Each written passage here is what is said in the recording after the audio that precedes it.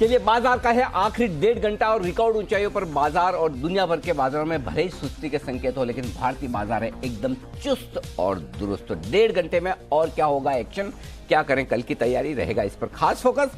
स्वागत है आप सबका फाइनल ट्रेड में। नमस्कार, मैं हूं अनिल सिंघवी और नमस्कार, मैं हूं दीपांशु भंडारी। और अनिल जी, जबरदस्त एक्शन बनते हुए शानदार दिख रहा है और जिन लेवल से आपने कहा था कि बाजार घूमेंगे, एग्जैक्टली वैसा ही हुआ है। और स्पेशली बैंक निफ्टी पे तो सर जबरदस्त रिकवरी है। बिल्कुल, मंत्र यही है Deep, the first support level is the most important support level. पहले सपोर्ट पर आपको खरीदारी करनी है, बस ये मार्केट ऐसा ही है जहां पर पहले सपोर्ट पर आपको खरीदारी करनी है, सिंपल। इस पर आप फोकस कीजिए।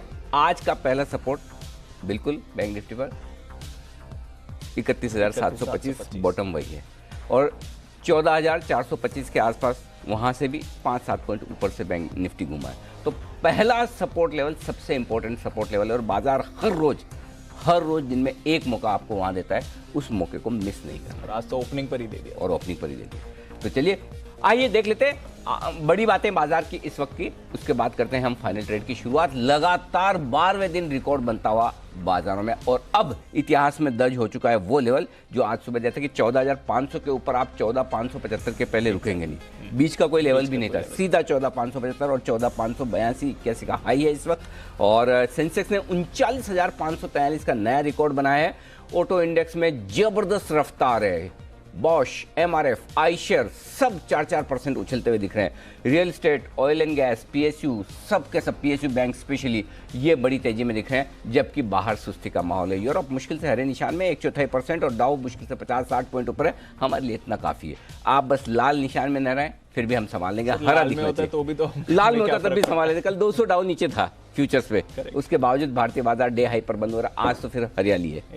तो बेहतरीन एक्शन है और इसी एक्शन को बढ़ाएंगे आगे। आखिरी 1.5 घंटे में, थोड़ी देर में वसीम साहब भी जुड़ेंगे।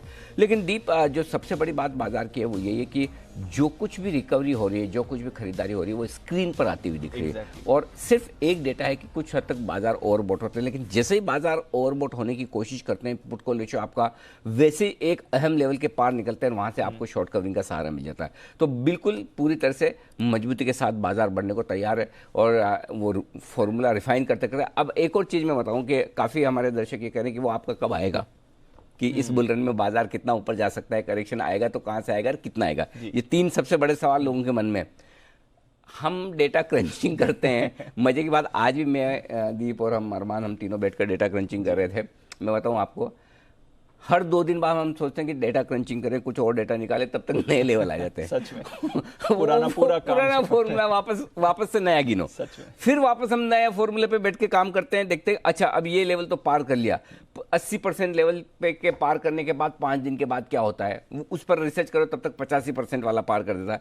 85 वाला पार करें, उसके बाद क्या होता है, तो 90 वाला। अब 90 वाला भी आज दूसरा दिन है कि बॉटम से 90% मार्केट बढ़ चुका है और 90% 2 दिन बंद होने के बाद अलग फॉर्मूला लगता है। तो अभी कल तक की मेहनत फिर से बेकार। तो अब यही है कि इसीलिए ये शो भी डिले हो रहा है, बट बेहद इंटरेस्टिंग रिसर्च है, बेहद इंटरेस्टिंग डेटा। हम कोशिश करेंगे इसी हफ्ते आपके सामने रखें। थोड़ा रुक जाए निफ्टी तो अच्छा है, लेकिन दूसरी तरफ मौका तो हमें भी नहीं मिल रहा। हाँ, लेकिन डेटा क्रंचिंग करो और नए डेटा आपके सामने आ जाते हैं। तो इस बुल रन में मार्केट कितना जा सकता है, करेक्शन आएगा तो कहां से आएगा और आएगा तो कितना आएगा, इस पर हमारी क्वांटिटेटिव रिसर्च चल रही है। जैसे ही थोड़ा मौका मिला तुरंत हम उस शो की तैयारी करें। तब तक आइए चलते हैं वसीम साहब के पास और करते हैं उनका स्वागत बिल्कुल के साथ।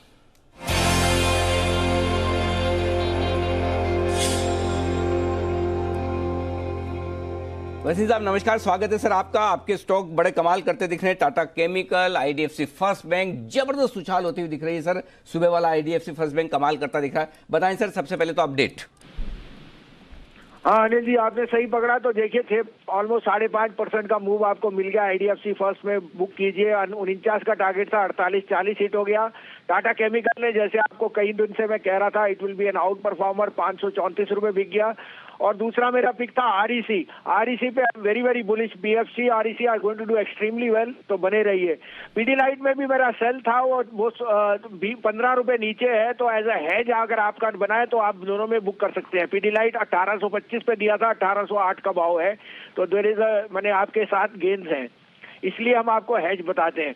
अब अनिल जी एक और बिग, कल आपको मैंने 1928-30 में रिलायंस भी कहा था और कल जी। अंडर परफॉर्म किया। जी। आज 1963 बिक गया, जो फंस गए उसमें बहुत ट्रोल किया कि जी रिलायंस नहीं चला, तो आप बुक कर सकते हैं। मेरे को अभी भी 2000 का भाव उसका दिखता है।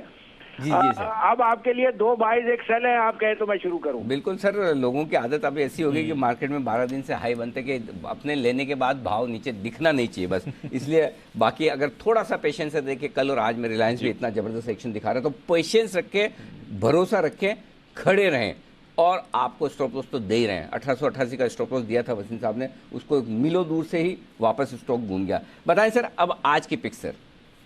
तो अब मुझे सर आरईसी का जो ट्विन है वो बहुत अच्छा लग रहा है। पीएफसी 9%, 8% अभी भी डिविडेंड यील्ड है, और finance stocks are going to do very well. 21.5-22 में लीजिए, 19 रुपए 40 पैसे का स्टॉप लॉस है, 30 रुपए का टारगेट। 29 और 30 में आप प्रॉफिट बुक कर सकते हैं आरईसी में, पीएफसी में।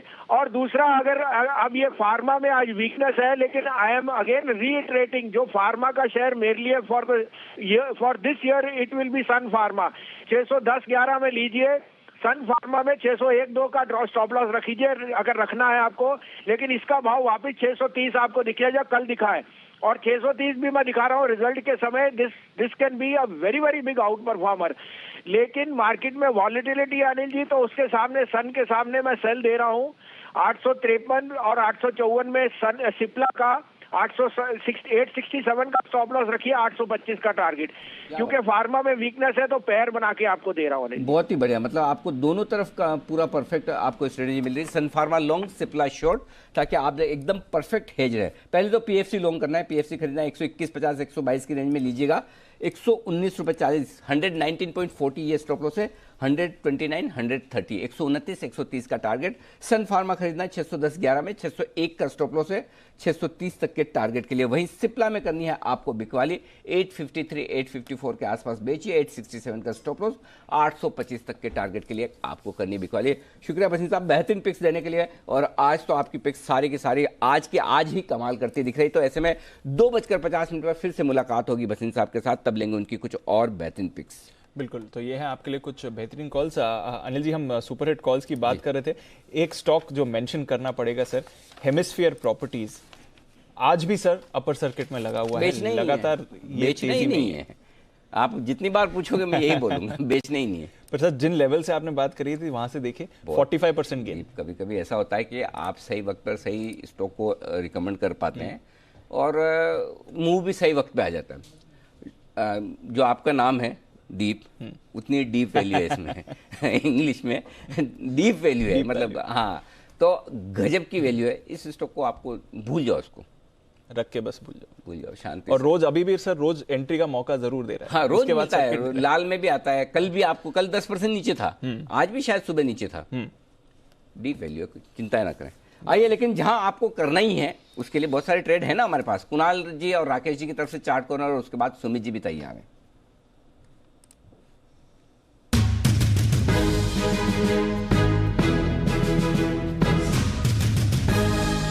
बताएं सर।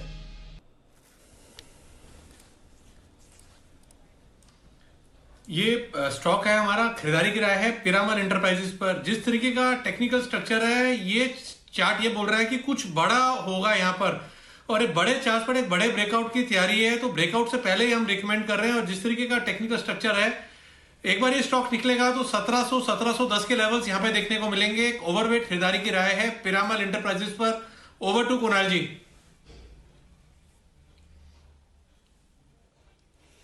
देखिए अनिल जी, सवेरे आज मैंने और राकेश जी ने फाइनेंशियल सर्विसेज निफ्टी पर खरीदारी की राय दी थी, और अनिल जी सारे जितने एनबीएफसी स्टॉक्स हैं एक एक करके सब में ब्रेकआउट आता हुआ दिख रहा है।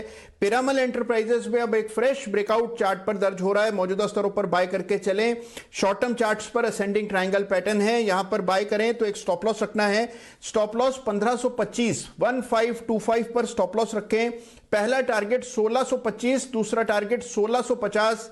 पिरामल एंटरप्राइजेस में खरीदारी की राय है। और अनिल जी, एक जनहित में आपसे गुजारिश है जी, तो कृपया स्वीकार करें अनिल जी। जी, क्या गुजारिश, क्या मतलब पिरामल 1650 का भाव हो जाएगा? अनिल जी, जनहित में आपसे गुजारिश ये है कि अब अनिल जी एक और इंडेक्स आ गया है, तो आप जो अनिल जी स्ट्रेटेजी देते हैं उसमें उस इंडेक्स को भी शुमार करें अनिल जी, ये जनहित में आपसे गुजारिश। सैलरी उतनी रहेगी, बढ़ेगी? हाँ कुणाल जी? अनिल जी दुआएं बढ़ जाएंगी, दुआएं बढ़ जाएंगी अनिल जी। चलिए बढ़िया है, बिल्कुल कोशिश जारी है। और एक्चुअली वरुण, कुशल और देवांशी हमारे काम भी कर रहे हैं। अभी तक क्या डेटा उसके पूरे बन नहीं पाए। आपके लिए चार्ट्स इंट्राडे वाले देख लेना बड़ा आसान काम है, लेकिन हमारे लिए थोड़ा सा मुश्किल काम यह है कि मैं इस पे बाद में बात करता हूँ। एक ब्रेकिंग न्यूज इस वक्त आ रही है, वो मैं जरा आपके सामने रख दूं। इस बजट में स्क्रैपेज पॉलिसी का ऐलान हो सकता है।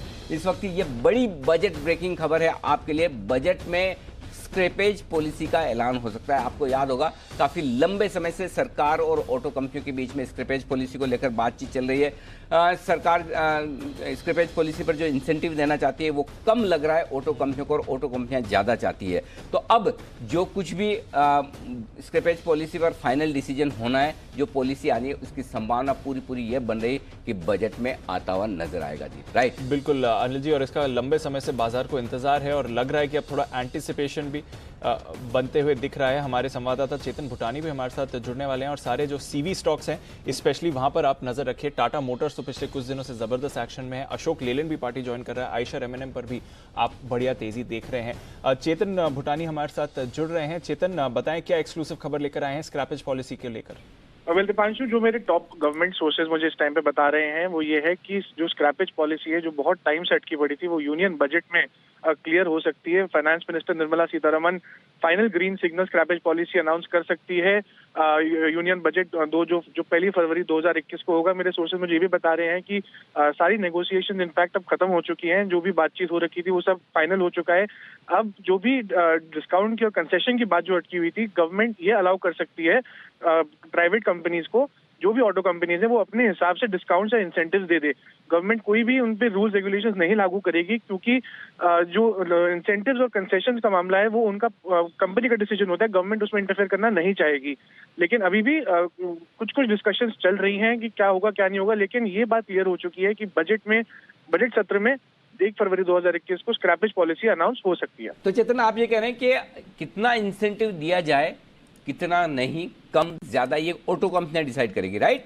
जी सर, बिल्कुल। अभी जो बातचीत मेरे सोर्सेज मुझे बता रहे हैं 1 और 3% पे बातचीत अटकी हुई थी कि कुछ कंपनीज 3% ऑफर करने को तैयार हो गई थी, कुछ कंपनीज 1% इंसेंटिव देने को तैयार हो गई थी। लेकिन जो श्याम ने बोला हम अपनी तरफ से कुछ नहीं देना चाहते। लेकिन नितिन गडकरी ने और सारे ऑफिशियल्स ने मिलकर श्याम के साथ बैठक करी है। उसमें ये निकल के आया कि हम लोग की सरकार उसमें इंटरफेयर नहीं करेगी, बजट में अनाउंस कर देंगे और कंपनीज पे छोड़ दिया जाएगा कि आप अपनी तरफ से कितना इंसेंटिव देना चाहिए। गवर्नमेंट सिर्फ इनकरेज करेगी प्राइवेट प्लेयर्स को और प्राइवेट कंपनीज को कि आप लोग जरूर कुछ इंसेंटिव दीजिए कस्टमर्स को।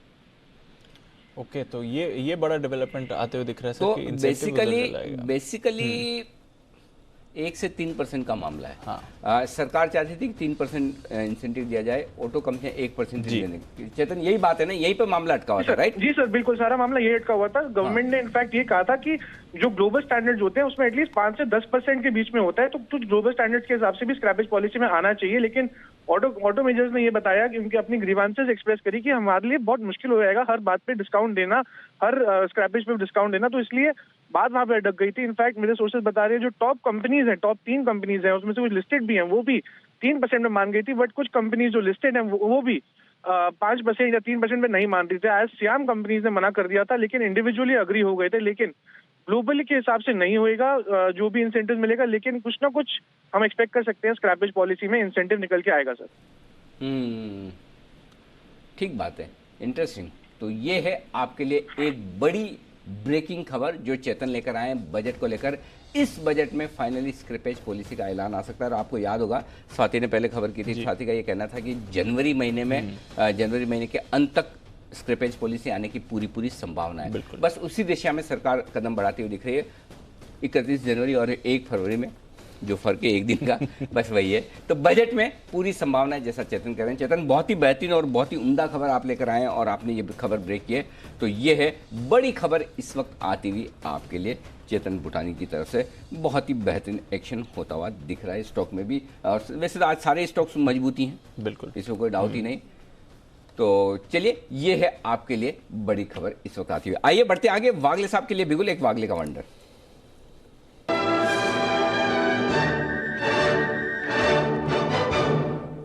बताएं वागले साहब। Afternoon Anil ji, afternoon Deepanshu. मुझे बाय करना है विप्रो, जिसमें मुझे मोमेंटम दिख रहा है। ये प्री रिजल्ट प्ले है, रिजल्ट कल मार्केट के बाद आने वाला है। अभी 452.50, 452.70 का भाव है। इन्फी और विप्रो दोनों अच्छे लग रहे हैं। मुझे विप्रो में ज्यादा मोमेंटम लग रहा है।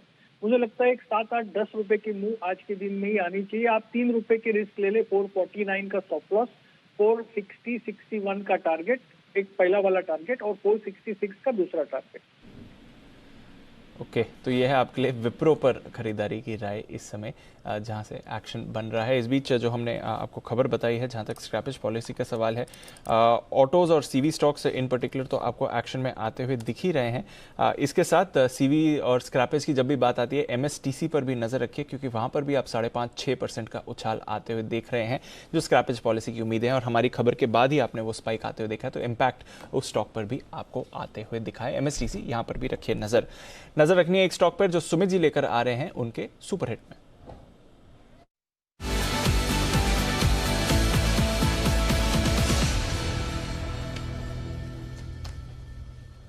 बताएं Sumit ji. Good afternoon Deepanshu, banking stock radar पे आया है और दिग्गज बैंकिंग स्टॉक रडार पे आया है यहाँ पे, जिसका नाम है एचडीएफसी बैंक। एक चैनल का ब्रेकआउट देखने को मिल रहा है दीपांशु। 1480 के आसपास स्टॉक अभी ट्रेड कर रहा है। मेरे को लग रहा है कि एचडीएफसी बैंक में यहाँ से एक अच्छा और एक स्मार्ट अपसाइड मूव देखने को मिलेगा, क्योंकि लास्ट 2-3 महीने के हाई पे स्टॉक अभी आ चुका है। और ये जो चैनल का कंसोलिडेशन है, इसका मिनिमम टारगेट यहाँ से ऊपर में 100 रुपए का ऊपर पे बनेगा। इमीडिएट ट्रेडिंग के लिहाज से स्टॉक के अंदर यहाँ पे खरीदारी की जा सकती है। इन्वेस्टमेंट के लिहाज से तो बिल्कुल ये स्टॉक है ही। ऊपर में 1520 से लेकर 1550 तक के इमीडिएट शॉर्ट टर्म के ट्रेडिंग के टारगेट होंगे। नीचे में 1440, 1450 का सपोर्ट है, तो 1440 के स्टॉप लॉस से एचडीएफसी बैंक में यहाँ पे सीएमपी पे खरीदारी करें। 1520, 1550 ये इमीडिएट टारगेट देखने को मिल सकते हैं। ऑप्शंस के जरिए 1500 वाला कॉल 36 रुपए पे अभी ट्रेड हो रहा है, इसको लेने का सलाह रहेगा। एचडीएफसी बैंक का 1500 वाला कॉल यहाँ पे सीएमपी पे खरीदारी करके चलने का सलाह रहेगा। 20 रुपए का नीचे में इसके अंदर स्टॉप लॉस लगाएं। ऊपर में टारगेट बनेंगे 50 रुपए से लेकर 60 रुपए तक के। एचडीएफसी बैंक का 1500 का कॉल 20 रुपए के स्टॉप लॉस से खरीदना है, 50 से 60 का टारगेट होगा। स्पॉट लेवल के हिसाब से 1520, 1550 ये टारगेट जल्दी ही एचडीएफसी बैंक में देखने को मिलेंगे। बिल्कुल, और अगर एचडीएफसी बैंक पार्टिसिपेट कर रहा है तो फिर आप इमेजिन कर सकते हैं बाजार का क्या होने वाला है। और बढ़िया मूव आती हुई दिख रही है, डेज हाई पर हम कर रहे हैं ट्रेड। आइए जान लेते हैं कुछ ऐसे अहम ट्रिगर्स जहां पर बाजार की नजर है, और साथ ही खबरों वाले स्टॉक्स कौन से हैं। मानसी और वरुण हमारे साथ तैयार है। मानसी, गुड आफ्टरनून, बताएं ट्रिगर्स कौन से हैं। Good afternoon Deepanshu. Cash space में Karnataka bank, Tata Elxsi, Filatex India के नंबर्स आते हुए दिखेंगे आज। इसके अलावा मयूर यूनिकोटर्स 30 करोड़ का बायबैक जो है आज क्लोजिंग के साथ ही बंद हो जाएगा। भारत रसायन बायबैक को लेकर एक बोर्ड बैठक कंपनी करने जा रही, जिस पर हमारी नजर है। और इकोनॉमिक इंडिकेटिव एक्शन, नवंबर आईआईपी और दिसंबर के सीपीआई के डेटा आज आते हुए दिखेंगे। इसके अलावा हेल्थ मिनिस्ट्री की प्रेस कॉन्फ्रेंस आज 4 बजे होने जा रही है। खासतौर से वैक्सीन की डोज कहाँ कितनी भेजी जाएगी, इस मुद्दे पर फोकस होगा।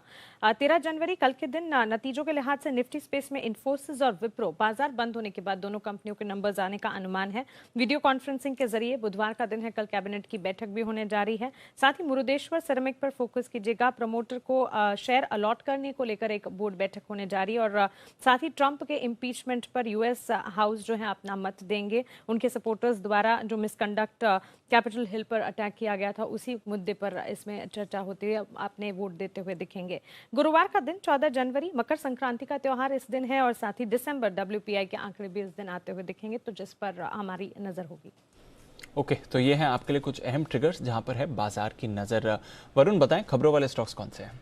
देखिए, सबसे पहले तो एविएशन कंपनीज, आज यहाँ पे खबर आई, विमान मंत्री की तरफ से एक बयान निकल के आया कि वैक्सीन के लिए पुणे से 9 फ्लाइट जो है वो आज रवाना होंगी, जिसमें कि air India, spice jet, Indigo की 9 फ्लाइट्स होंगी। तो कहीं ना कहीं इसका इम्पैक्ट जो है एविएशन स्टॉक्स पे देखने मिलेगा। स्पाइस जेट, और एक खबर एविएशन इंडस्ट्री को लेके स्पाइस जेट की, और वो ये है कि ब्रसेल्स एयरपोर्ट के साथ इसने करार किया, इस कंपनी ने कोरोना वैक्सीन के डिलीवरी के लिए करार किया गया है। इसके अलावा राइट्स, यहाँ पे इस कंपनी को करीब 68 करोड़ का एक ऑर्डर मिला है। पावर ग्रिड, इस कंपनी ने एक ऐलान किया है कि इन्वेस्टमेंट ट्रस्ट के लिए IPO के लिए ये जल्द अर्जी देने वाली है। इस कंपनी ने ऐलान नहीं किया, ब्लूमबर्ग के हवाले से खबर आई है। L&T इन्फोटेक, IBM के साथ इन्होंने जो ग्लोबल साझेदारी थी उसको आगे और बढ़ाया है। बालाजी एमाइंस, एक प्रोडक्ट के लिए एक प्रोडक्ट पे एंटी डंपिंग ड्यूटी लगाई गई है, जिसकी शिकायत जो है बालाजी एमाइंस ने की थी। महिंद्रा लाइफ स्पेसेस, SBI के साथ MOU इन्होंने किया है, घर खरीदारों को बेहतर सुविधा देने के लिए करार किया गया है। टाटा केमिकल्स, सुबह से ये स्टॉक काफ़ी फोकस में है। यहाँ आर्केन के इंडस्ट्रियल स्मार्ट यूनिट के लिए बातचीत जारी है, ऐसी खबर है इस कंपनी के लिए। स्टील स्ट्रिप व्हील्स इस कंपनी के नतीजे आए, नतीजे अच्छे, मुनाफा जो है कंपनी का 6.3 करोड़ से बढ़ के 29 करोड़ पे आया है। और पीएसयू बैंक्स के लिए खबर आई है, कोजेंसीज के हवाले से खबर है कि सरकार जो है पीएसयू बैंक के लिए होल्डिंग कंपनी बनाने पे विचार कर रही है, तो इसका इम्पैक्ट जो है पीएसयू बैंक्स पे हो रहा है सुबह से। बिल्कुल, तो नजर रखिए इन सारे स्टॉक्स पर और बैंक्स इन पर्टिकुलर जहां पर बढ़िया मूव आ रही है, बैंक्स एंड फाइनेंशियल्स यहीं पर है एक्शन। तो कुछ और एक्शन लेते हैं इन स्टॉक्स के बारे में, चलते हैं विश्वेश जी के पास, विश्वेश के विशेष के लिए।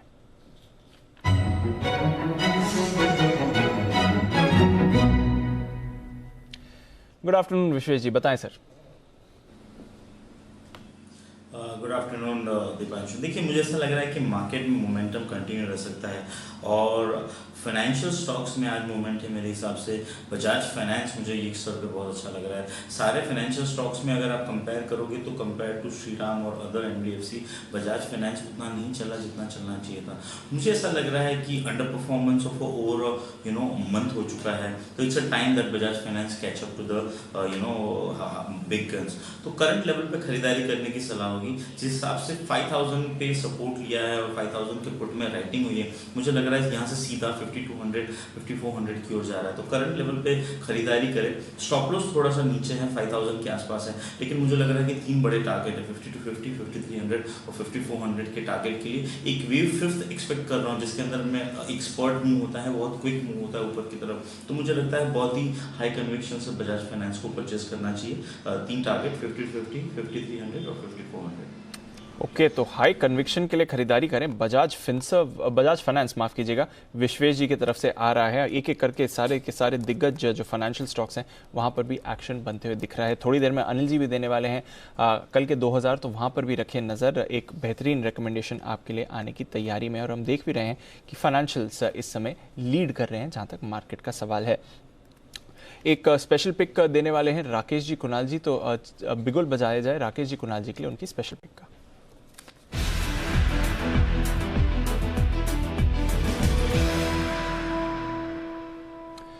बताएं सर।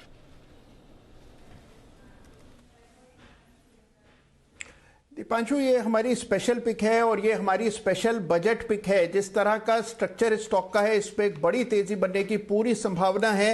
मौजूदा भाव 32 रुपए के आसपास है। स्टॉक का नाम है MMTC, जिसमें हाल में ही एक रनवे गैप बना है और गैप के बाद अब स्टॉक कंसोलिडेट करके 32 के ऊपर ट्रेड कर रहा है।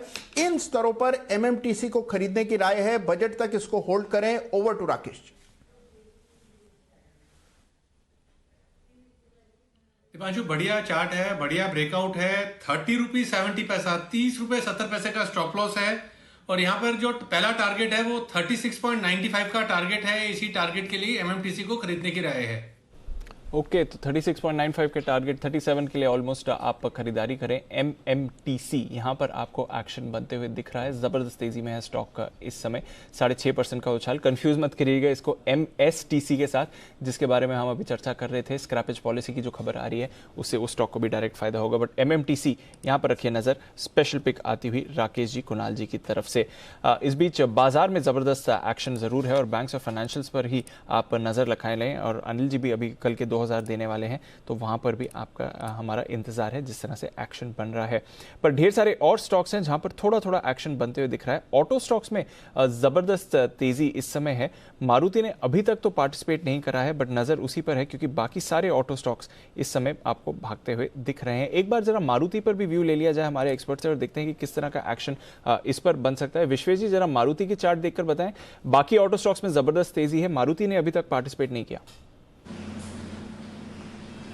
देखिए दीपांशु, मुझे ऐसा लग रहा है कि मारुति जब 7500 के ऊपर वीकली क्लोज दे चुका है, तो अगला जो लेवल मारुति का है वो 9700 का है, on a medium term chart. मुझे लग रहा है शॉर्ट टर्म में अगर for some reason, for any reason stock नीचे में 8000 तक मिलता है तो एग्रेसिव बाइंग करनी चाहिए।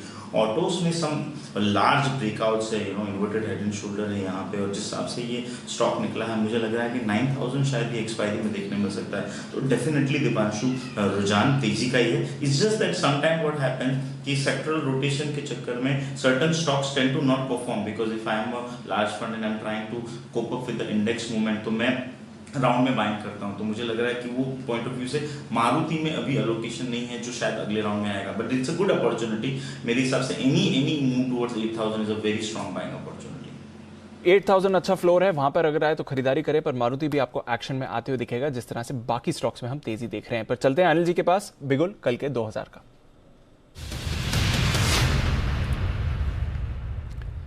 बताएं सर। दीप, खरीदारी करने की राय। और एक और फर्टिलाइजर स्टॉक जो फर्टिलाइजर स्पेस में आज की तारीख में सबसे सस्ता है, मैंगलोर केमिकल। ओके, 59 के आसपास चल रहा है, 59.25 के आसपास है। और ये स्टॉक खरीदारी करने की राय है। देखिए, जो सरकार का इरादा है कि जो भी फर्टिलाइजर प्लांट्स हैं उनको गैस बेस कर रहे हैं जी। और गैस बेस करने में सबसे बड़ा फायदा इस कंपनी को होगा। क्यों? इनके लिए पूरी के पूरी 120 करोड़ की सेविंग है। 70 करोड़ का मुनाफा करते हैं, 120 करोड़ की सेविंग है। वाह, सोचो, मतलब सबसे बड़ी कॉस्ट ही गैस की है। तो ये मतलब इनके लिए जबरदस्त फायदे की बात है। आप सोचो, अगर कंपनी इस साल 20 रुपए EPS करने वाली है 3 के मल्टीपल पर, और रीजन भी बताता हूँ क्यों है। क्योंकि वो पुराने मालिया साहब के जो स्टॉक हैं जी, वो कुछ हद तक इनकम टैक्स डिपार्टमेंट के पास, तो वो लगातार बेच रहे थे। तो जब तक उनकी स्टेक खत्म नहीं होती तब तक स्टॉक चलता है, रुकता है, चलता रुकता है। एक बार ये खत्म होने के बाद ये स्टॉक 125 रुपए के पहले नहीं रुकेगा, डबल आराम से। क्योंकि आप वैल्यूएशन गैप जो है वो बहुत जबरदस्त है। तो आप इसको लॉन्ग टर्म के लिहाज से सोचो तो भी एक अलग चीज़ है, बट वो आपका साल 2 साल का व्यू होना चाहिए, वो एक अलग चीज़ है। बट शॉर्ट टर्म अगर आपका व्यू है तब भी सबसे सस्ता स्टॉक होने के नाते इस स्टॉक में ज़बरदस्त वैल्यू है। ओके। और जो गैस पे, अच्छा, दूसरा फर्टिलाइजर में सब्सिडी वाला भी डायरेक्टली हो ही रहा है जी। कैश ट्रांसफर वाली भी बात चल रही, जो हमने नहीं बताई थी, स्टोरी ब्रेक की है। तो इस सेक्टर में, और दूसरा ये कि अब से लेकर बजट तक जी, हालांकि पिछले 2-4 दिनों में थोड़े फर्टिलाइजर चले हैं, लेकिन अभी भी जहां नहीं चले हैं वहाँ स्कोप अभी भी पूरा है। तो ये एक स्टॉक है जो बढ़िया एक्शन दिखा सकता है। तो 63, 65, 69 3 टारगेट रखिए, 63, 65 और 69 के टारगेट के लिए। और स्टॉप लॉस आप ले लीजिए 57 रुपये के आसपास का, 57 के आसपास का स्टॉप लॉस। और ये स्टॉक भी 70 रुपये की तरफ बढ़ने की तैयारी करता हुआ दिख रहा है। पहला छोटा टारगेट दिन के लिए 63 और उसके बाद 65 का है, और 69 तक के टारगेट के लिए। और सुमित जी से 100 रुपये के नीचे वाला है, आप और फर्टिलाइजर शेयर भी, और फर्टिलाइजर भी है। हाँ। तो ये तो सुमित जी का एकाधिकार है। सुमित जी देखो, आप ऐसे ढीले रह जाओगे, दूसरे लोग है ना रिकमेंड कर जाएंगे आपके स्टॉक। अनिल जी, स्टॉक आपने एकदम सही पकड़ लिया है, स्टॉक में कोई दिक्कत नहीं है, स्टॉक आपने सही लेवल्स पे पकड़ लिया। अब ये स्टॉक यहाँ से भागने को तैयार है। आज 61 का इसके अंदर क्लोजिंग देखने को मिल जाए 61 के ऊपर, तो स्टॉक यहाँ से एक अच्छा अपसाइड मूव दिखाएगा, जिसमें 65 रुपए से लेकर 70 रुपए तक के इमीडिएट टारगेट स्टॉक के अंदर देखने को मिल सकते हैं। तो एकदम सही स्टॉक है अनिल जी, बाय करके चलना चाहिए। ओके, तो बाय करके चले। मैंगलोर केमिकल्स पर रखे नजर। अनिल जी के टारगेट्स आपके लिए हैं 63। अनिल जी, पहला टारगेट आने वाला है सर, 62.7 तो हो ही गया स्टॉक, 63, 65, 69। तो 60 अब स्टॉप लॉस ट्रेल कर लें थोड़ा। हाँ डेफिनेटली, स्टॉप लॉस 58 के आसपास ले आइए। ओके, ठीक है। तो नजर रखें मैंगलोर केमिकल्स, ये है आपके लिए रिकमेंडेशन। पहला टारगेट आ गया है 63 के पार, आपको स्टॉक जाते हुए दिख रहा है। तो फर्स्ट टारगेट इस पर हिट हो गया है, पर और बड़े टारगेट्स के लिए आप अब अपना स्टॉप लॉस ट्रेल कर सकते हैं। 65 और 69 ये हैं आपके लिए 2 लेवल्स जो अनिल जी ने रेकमेंड करे हैं। नितिन जी भी हमारे साथ जुड़ रहे हैं। और नितिन जी, बहुत ही बढ़िया एक्शन बन रहा है जहां तक मार्केट्स का सवाल है। एनबीएफसीज एक एक करके एक्शन में आ रहे हैं। पीरामल पर तो अभी हमने कॉल मिली। श्रीराम ट्रांसपोर्ट फाइनेंस की चार्ट देखिए सर, यहां पर भी अच्छा एक्शन आ रहा है। सीवी फाइनेंसिंग में ये बड़ा स्टॉक है, थोड़ी मुनाफा वसूली ऊपरी स्तरों से हुई है, पर ये चार्ट क्या बता रही है सर? देखिए, पिरामल में फ्रेश ब्रेकआउट है, और खासतौर से जो फाइनेंसिंग कंपनीज है या बैंकिंग कंपनीज है, काफी अच्छे डेटा बन रहे हैं। तो मुझे लग रहा है कि पिरामल इंटरप्राइजेज में अब यहाँ से मूव बड़ी बननी चाहिए, और ये पॉसिबल है कि करीब 1800 की तरफ जा सकता है। तो इसमें काफी लॉन्ग कंसोलिडेशन का ब्रेकआउट है, तो डिलीवरीज में होल्ड करना चाहिए, या अगर आप फ्यूचर्स में ट्रेड कर रहे हैं तो 1500 का स्टॉप लॉस होगा और करीब 1750 के आसपास के टारगेट होंगे, तो बाय करके चल। तो ये है आपके लिए पीरामल पर एंटरप्राइजेज, जिसके बारे में नितिन जी बात करें। पर इस बीच कर्नाटका बैंक, इसके नतीजे आते हुए दिख रहे हैं। कुणाल जी, आप चार्ट पुल अप करिए। स्टॉक में भी जबरदस्त तेजी है, 5.5% का उछाल है। मुनाफा आया है बैंक का 135 करोड़ रुपए का, बढ़िया एक्शन है सर। और एनपीए में भी कटौती हुई है। और ये तो आपने भी इसके बारे में बात करी हुई है जब मिड कैप बैंक्स की बात है। रिजल्ट्स आप देख लेना, जो आएंगे तगड़े गोल्ड लोन, रिटेल लोन, जो आएंगे तगड़े गोल्ड लोन, रिटेल लोन, बेहतरीन बैंक है। आप फंडामेंटल्स के लिहाज से देख लें, प्रोफेशनल मैनेजमेंट कंप्लीटली, कोई प्रमोटर नहीं, कुछ नहीं, शानदार रिजल्ट, एक्सीलेंट रिजल्ट। कुणाल जी, चार्ट्स। अनिल जी देखिए, बताइए कितना ऊपर का टारगेट देना चाहिए? ज्यादा नहीं चाहिए सर, बस 2-3% नहीं, 2-3 digit, sorry not percent, digit.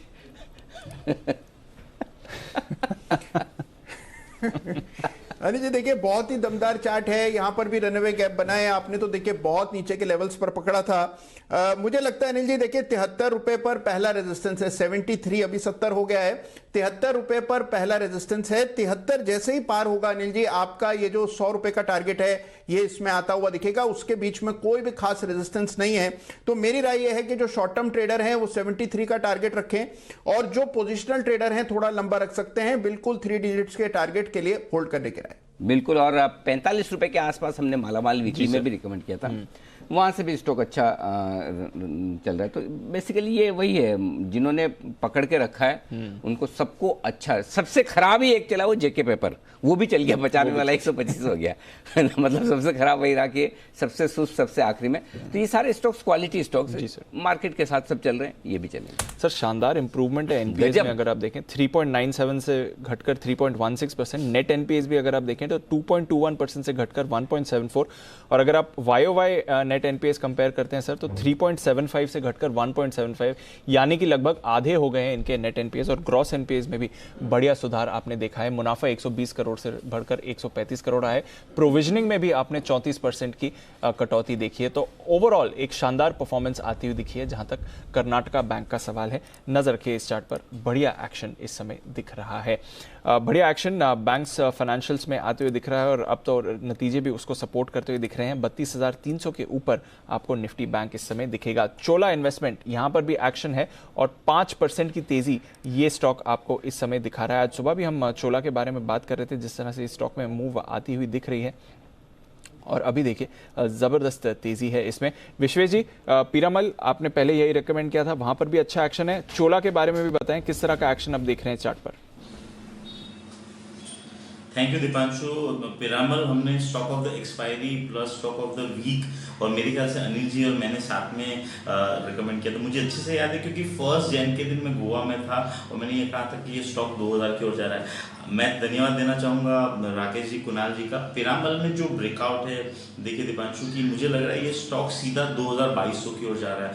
इतने लार्ज कंसोलिडेशन में से जब स्टॉक निकलता है तो there is definitely a very very long and very very big fundamental trigger. Stock नीचे आता है तो अक्यूमुलेट होता है, तो मुझे दिस इज माय एनालिसिस कि पिरामल अगर आपके पास है तो होल्ड करिए, इतना होल्ड करिए कि आपको पैनिक ना हो अगर नीचे आया तो, क्योंकि कन्विक्शन ट्रेड है, थोड़ा टाइम लग सकता है, न्यूज फ्लो हो सकता है, तो वॉलेटिलिटी रह सकती है।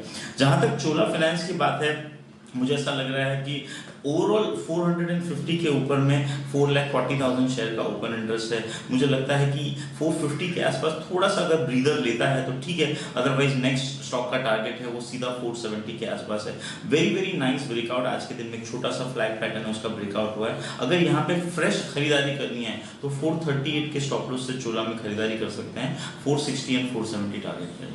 ओके, तो चोला पर रखिए नजर। आज सुबह जय भी अपने जैकपॉट पे स्टॉक के बारे में बात कर रहे थे, डेज हाई पर कर रहा है चार्ट ट्रेड इस समय।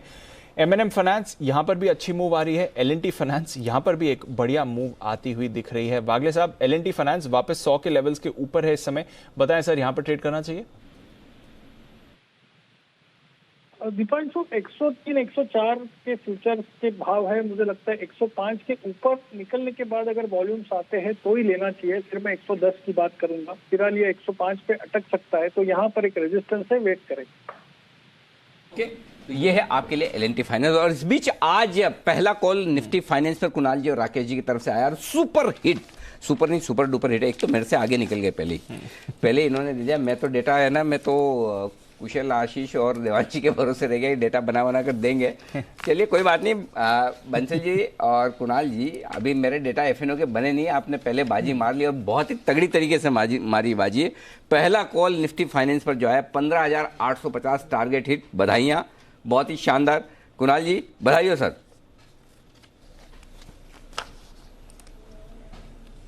अनिल जी धन्यवाद। और अनिल जी अब देखिए मेरी भी ये जो विनती थी स्वीकार कीजिएगा अनिल जी।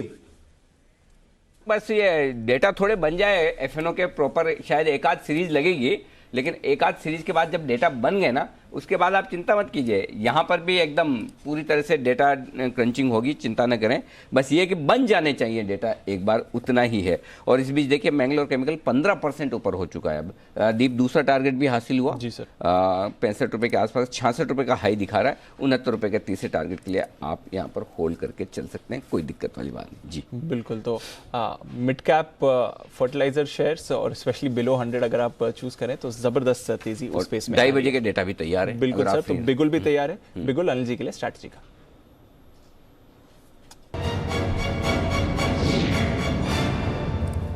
अनिल जी, ग्लोबल मार्केट्स ठीक ठाक हैं। सुबह से जो सुस्ती हम देख रहे थे वो अभी भी है, पर पॉजिटिव एक्शन ही है। मामूली सी बढ़त आपको डाउ फ्यूचर्स में दिख रही है सर, 40-50 पॉइंट्स ऊपर है। नैस्डैक फ्यूचर्स में आप थोड़ी सी खरीदारी देख रहे हैं। यूरोप सुस्ती है सर, फ्रांस और जर्मनी हल्की सी खरीदारी दिखा रहे हैं। यूके में हल्की सी गिरावट है, कुछ ज्यादा बदलाव नहीं है।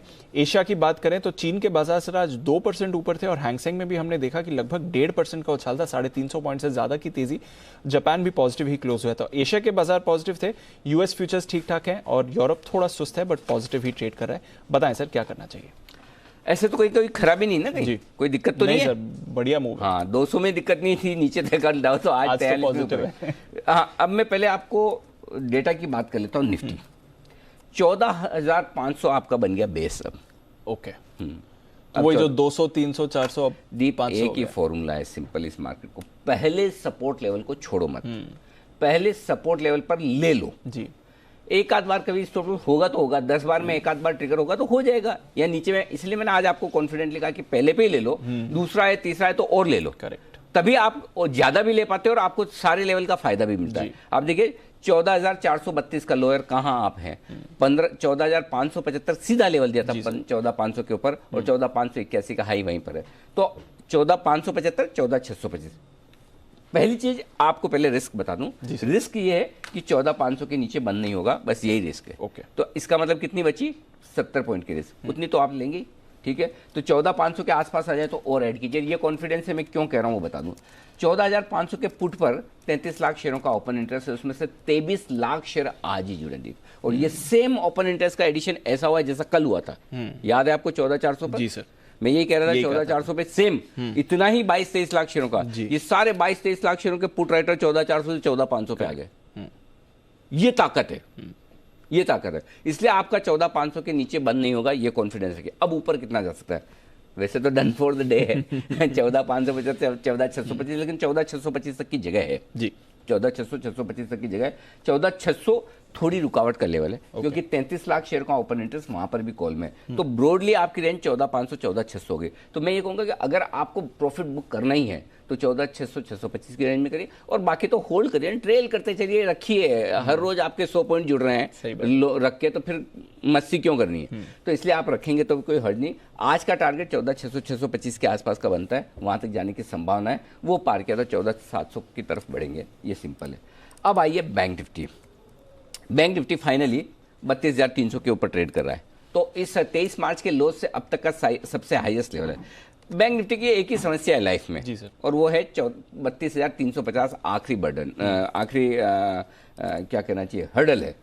क्योंकि 32,347 का लाइफ टाइम हाई है बैंक निफ्टी का क्लोजिंग, उसके आसपास आप हैं। एक बार 32,350 के ऊपर अगर आज बंद होता दिखे, और लेके जाइए कल के लिए, कल 32,600 और ले जाइए। अगर 32,350 के ऊपर में नहीं बंद होता है तब भी आप अपनी लॉन्ग पोजीशन रखिए, कोई चिंता की बात नहीं। डेटा मजबूत है। क्यों? 32,000 के नीचे नहीं बंद होगा बैंक निफ्टी, ये कॉन्फिडेंस है कि 15 लाख शेयरों का ओपन इंटरेस्ट हाईएस्ट है 32,000 के पुट पर, उसमें से 6 लाख शेयर आज ही जुड़े।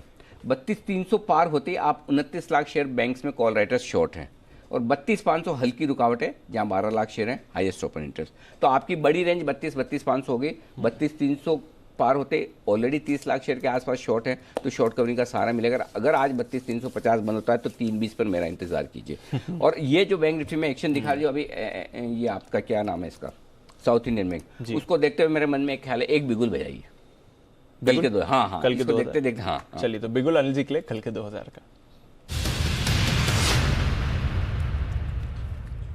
जी सर। छोटा बैंक, साउथ का bank, the south Indian bank हमारा फेवरेट, जो हम 8 रुपए से लगातार कह रहे हैं खरीदिए। 9 रुपए 40 पैसे का दाम है, यहाँ पर भी खरीदारी करने की राय है। और दीप, जो रिजल्ट कर्नाटक बैंक के आते हैं वैसे वैसे साउथ इंडियन बैंक के आते हैं, कम उवेश आइडेंटिकल जी।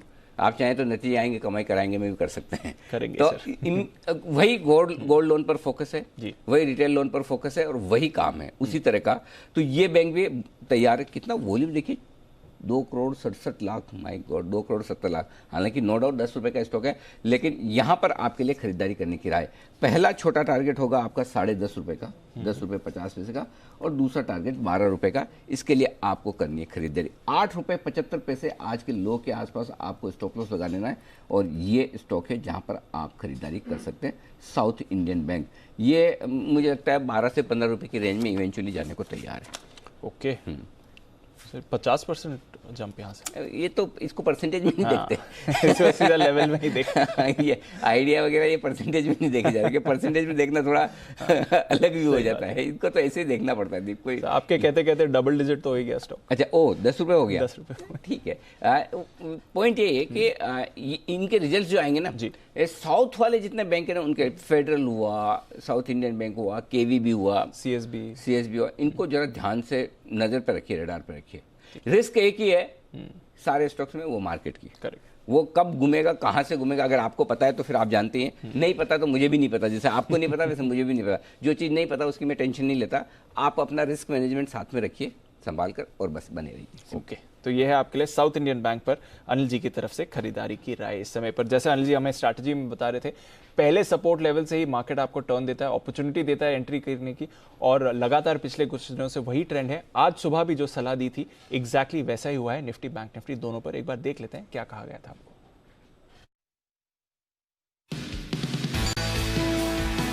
खरीदारी करने की कोशिश करें, डरिए मत। ठीक है, स्टॉप लॉस है ना आपके पास 13,800, 13,850। इसके नीचे बंद होने पर ही आपका ट्रेंड पॉजिटिव से न्यूट्रल होगा। ठीक है, इसके नीचे बंद होने में, जब तक इसके नीचे बंद नहीं होता तब तक तो बिल्कुल डरने घबराने की जरूरत नहीं। 13,800, 13,850 रॉक बॉटम है, पहले सपोर्ट लेवल से खरीदारी कर ली। और मैं बहुत साफ कहता हूं कि जो मार्केट कहता है वो हम कहते हैं। पहले सपोर्ट लेवल पर ही खरीद लेना है, दूसरे के लिए इंतजार ही नहीं करना। कल भी हमने यही देखा, कल भी यही देखा, परसों भी यही देखा, आज भी यही देखेंगे। टिक टिक टिक टिक 14,500 आएगा आज। इनिशियली नीचे खुलने के बाद 14,400, 14,500 की ब्रॉड रेंज होगी, 14,525 तक की। 14,500 को पार किया डीप, उसके बाद ये रुकेगा नहीं 50-75 पॉइंट तक। आज का पहला सपोर्ट बिल्कुल बैंक निफ्टी पर 31,725 बॉटम वही है। पहला सपोर्ट लेवल सबसे इंपॉर्टेंट सपोर्ट लेवल है, और बाजार हर रोज दिन में एक मौका आपको वहां देता है। जी, शानदार कॉल्स निफ्टी पर, बैंक निफ्टी, और जो आप पिछले 5-7 दिनों से कह रहे हैं कि पहले सपोर्ट पे रिवर्स, वैसे ही एग्जैक्टली प्ले हर रोज हो रहा है, हर रोज हो रहा है, और हर रोज एक मौका दे रहा है। बस उस मौके को छोड़ना नहीं है, बस इतना ही ध्यान रखना है। और हर रोज मौका एक और आदमी देता है, और वो है सेठी साहब, और उसको भी छोड़ना नहीं है। तो न सेठी साहब को छोड़ना है, और न सेठी साहब के दिए हुए मौके को छोड़ना है। 2:30 बज चुके, इनफैक्ट लेट है, जल्दी से बिल्कुल सेठी साहब के लिए।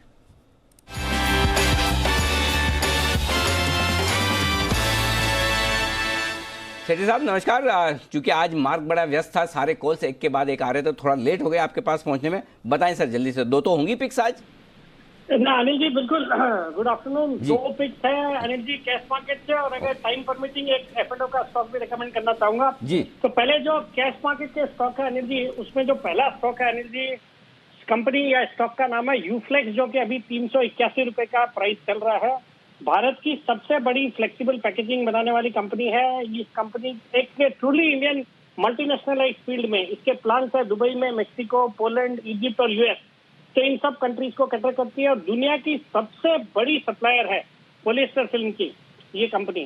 फंडामेंटल्स बहुत ही सॉलिड है, वैल्यूएशन बहुत ही सस्ते है और आकर्षक है। प्राइस अर्निंग्स मल्टीपल है सिर्फ 4.5 का, मार्केट कैप है सिर्फ 2700 करोड़ का, जबकि सेल्स पिछले साल के हैं 7,400 करोड़ के। तो अगर आप मार्केट कैप टू सेल्स देखेंगे तो सिर्फ 0.4 के मल्टीपल पे है। Price to book value 0.58। सितंबर क्वार्टर के नतीजे बेहद ही शानदार, 222 करोड़ का प्रॉफिट अर्न किया, जो कि पिछले साल सिर्फ 94 करोड़ का था। एक कैश फ्लो पॉजिटिव कंपनी है। मुझे लगता है ये स्टॉक बहुत ही जल्दी 400-410 तक के लेवल दिखा सकता है। स्टॉप लॉस रहेगा 375 रुपए का अनिल जी। और सर दूसरा स्टॉक जो अनिल जी मेरा आज का दूसरा स्टॉक है, वो स्टॉक है एक दिग्गज पावर कंपनी CEST, ये आरपी संजीव गोयनका ग्रुप की कंपनी है। मुझे लगता है वैल्यूएशन के लिहाज से कंपेयर करेंगे बाकी इसके पीएस से तो बहुत ही आकर्षक है। प्राइस अर्निंग्स मल्टीपल है 6.79 का सिर्फ। अगर आप टाटा पावर से कंपेयर करो तो बहुत ही सस्ता है ये स्टॉक। पिछले साल डिविडेंड दिया 20 रुपए का, तो डिविडेंड यील्ड भी अराउंड 3-3.5% की होती है। प्राइस टू बुक वैल्यू 0.89 का। सितंबर क्वार्टर के जो नतीजे थे बेहद ही शानदार थे और फंडामेंटल्स बहुत अच्छे। Operating profit margin 21%, return on equity 14% का, पिछले 3 साल का कैगर है 26% का। और अनिल जी, आज इसको रिकमेंड करने के पीछे भी एक कारण है कि इस कंपनी के भी कल नतीजे आने वाले हैं।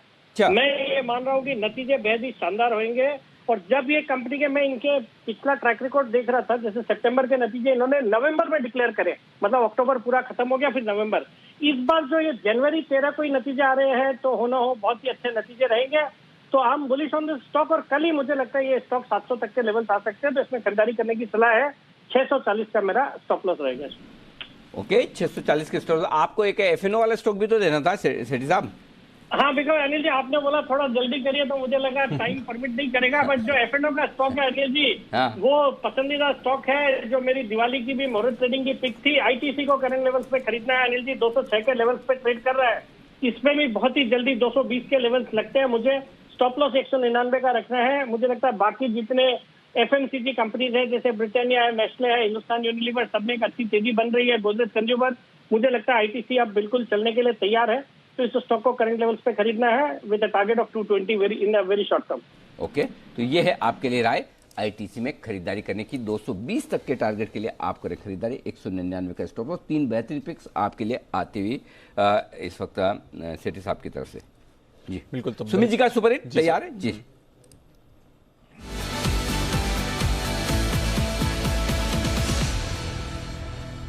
बताएं सुमित जी। अनिल जी, आप जब बैंकिंग स्टॉक दे रहे थे तो एक स्टॉक तो सबसे पहले मैं अपडेट दे दूं जो मेरे रडार पे है पिछले कुछ दिनों से। J&K बैंक अनिल जी, छोटा वाला बैंक है, तो वो 10% अपर सर्किट पे आज। ये सिर्फ अपडेट है अनिल जी। हमने जब दिया था वहां से ऑलमोस्ट स्टॉक 20% ऊपर आ चुका है और अभी और ऊपर का मूव दिखाने को तैयार है। तो J&K बैंक के ऊपर सिर्फ अपडेट है। और अब जो स्टॉक रडार पे आया है उसका भाव चल रहा है अनिल जी 90 रुपया। स्टॉक अब यहां से एक बड़ा मूव दिखाने को तैयार है। स्टॉक का नाम है इंडियन बैंक। स्टॉक का नाम है अनिल जी इंडियन बैंक। ये स्टॉक अब यहां से एक बड़ा अपसाइड मूव दिखाने को तैयार है। क्यों? क्योंकि ये पिछले 11 दिनों के साइडवेज के कंसोलिडेशन का ब्रेकआउट दिखा रहा है। इंडियन बैंक में मेरे को लग रहा है यहां से एक स्मार्ट अपसाइड मूव देखने को मिलेगा। 95 रुपए का होगा इसका पहला टारगेट, 101 रुपए का होगा इसका दूसरा टारगेट। इंडियन बैंक के अंदर जिन्होंने बाय पोजीशंस बना रखा है वो लोग होल्ड करें, क्योंकि अभी तो स्टॉक जस्ट ब्रेकआउट दे रहा है और अभी यहां से बड़ा अपसाइड मूव दिखाने को तैयार है। सीएमपी पे स्टॉक के अंदर खरीदारी करें। 86 रुपए का नीचे में स्टॉक के अंदर स्टॉप लॉस लगाएं। 95 से 96 का पहला टारगेट, उसके ऊपर क्लोजिंग मिलने पे 100 से 101 रुपए तक के टारगेट देखने को मिलेंगे। तो by Indian bank at CMP, stop loss 86, target 95 और 101। 1 से 2 दिनों में टारगेट देखने को मिल सकते हैं। और सारे लोग तैयार हैं अपने कॉल्स के लिए। वागले साहब, किरण जी स्पेशल कॉल का फरमाइश कर रहे हैं, नितिन जी तैयार हैं, विश्वेश जी तैयार हैं। तब तक, और जब तक इनके लूंगा तब तक है ना वापस से सुमित जी भी तैयार हो ही जाएंगे और फिर भसीन साहब भी आने वाला है। जल्दी से सबसे निवेदन है जल्दी थोड़ा सा फास्ट कर ले। तब तक आइए विश्वेश जी आपके लिए बिल्कुल।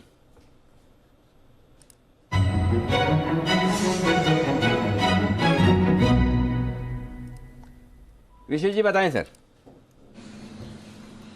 अनिल जी, काफ़ी अच्छा मार्केट है, इसीलिए बहुत ज़्यादा कॉल्स आ रहे हैं। तो मेरी ओर से 2 कॉल है और दोनों कॉल को एक ही बिगुल में कर दूंगा। पहला है बैंक निफ्टी का 32,300 का कॉल ऑप्शन जो करीबन 310 के आसपास चल रहा है। मुझे लगता है कि इसको खरीदना चाहिए। जिस हिसाब से बैंक निफ्टी मूवमेंट दे रहा है, हम 33,000 की ओर जा रहे हैं। तो बैंक निफ्टी का 33,000 के ओर जाने के व्यू के पॉइंट ऑफ व्यू से कॉल ऑप्शन खरीदना है। 32,300 का 300 रुपये 310 के आसपास, 250 का स्टॉप लॉस, 400, 500 और 600, मतलब ऑलमोस्ट डबल का टारगेट है, क्योंकि हम 700 पॉइंट की रैली एक्सपेक्ट कर रहे हैं बैंक निफ्टी में। और जो दूसरा कॉल है वो है बैंक ऑफ बड़ौदा। रुकिएगा, मैं एक बार पहले बैंक निफ्टी का कॉल लिख लूं आपका। 32,300 का बैंक निफ्टी का कॉल ऑप्शन खरीदना है 310 रुपए में, राइट। और 400, 500 और 600 का इसका स्टॉप लॉस विश्वेश जी की तरफ से आ रहा है 250 का। और विश्वेश जी थोड़ा सा इंतजार कीजिए आपकी एक और कॉल के लिए। थोड़ी देर में हमारे साथ भसीन साहब भी जुड़ने वाले हैं। भसीन साहब जुड़ चुके हैं शायद, जी हाँ। तो किरण जी भी जुड़ रहे हैं और वागले साहब भी हैं। तो विश्वेश जी के लिए तो बिगुल बज ही चुका है। जरा एक बिगुल किरण जी के लिए भी बजा दें और एक बिगुल वागले साहब के लिए भी। किरण जी को चाहिए स्पेशल बिगुल।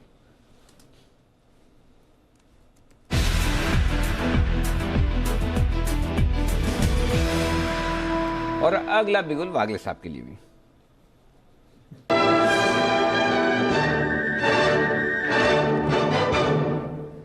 समझ तो गए होंगे आप। अब विश्वेश जी आप शुरुआत कीजिए। अनिल जी बहुत ही हाई कन्विक्शन रेट है, वो है बैंक ऑफ बड़ौदा। और जिस मैग्नीट्यूड का ब्रेकआउट है अनिल जी, मतलब अगर मैं एक ही सेंटेंस में खत्म करूं, we are heading for 97 rupees which is 27 rupees higher from the current level. Stock बहुत बड़े बेस में से निकल रहा है और जो अगला लेवल है वो वीकली चार्ट के ऊपर गैप प्लस एवरेज है विच इज अराउंड 100। मुझे लग रहा है PSU bank is gonna be the flavour from here, और इसके लिए मेरे हिसाब से बसीन साहब की बेहतर कोई बंदा नहीं हो सकता है जिन्होंने बहुत अच्छे से आइडेंटिफाई। बैंक ऑफ बड़ौदा छोटा सा स्टॉप लॉस 66 का स्टॉप लॉस और ट्रेडिंग के लिहाज से 75-80 के टारगेट, लेकिन अगर आप होल्ड करना चाहो तो मुझे लगता है 97 तक के लेवल आपको देखने मिल सकते हैं। किरण जी बीओबी बताइए सर। मेरा भी बहुत हाई कन्विक्शन वाला काउंटर है। आज का क्लोज 70 के ऊपर होना चाहिए। अगर वो होता भी नहीं है तो भी मेरा मानना है कि ये गुरुवार तक 80 रुपए के लेवल टेस्ट करता नजर आएगा। तो मेरा मानना है कि ये बाय करके चलना चाहिए। मेरा स्टॉप लॉस रहेगा 67, सिर्फ 2.5 रुपए नीचे और टारगेट 80 के गुरुवार तक। वागले साहब।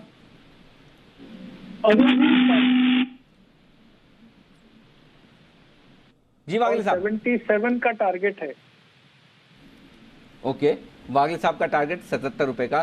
कुणाल जी राकेश जी का भी यही स्टॉक है। सोचिए सबको बैंक ऑफ बड़ौदा ही खरीदना। कुणाल जी राकेश जी आप भी अपने टारगेट और स्टॉप लॉस बता दीजिए सर।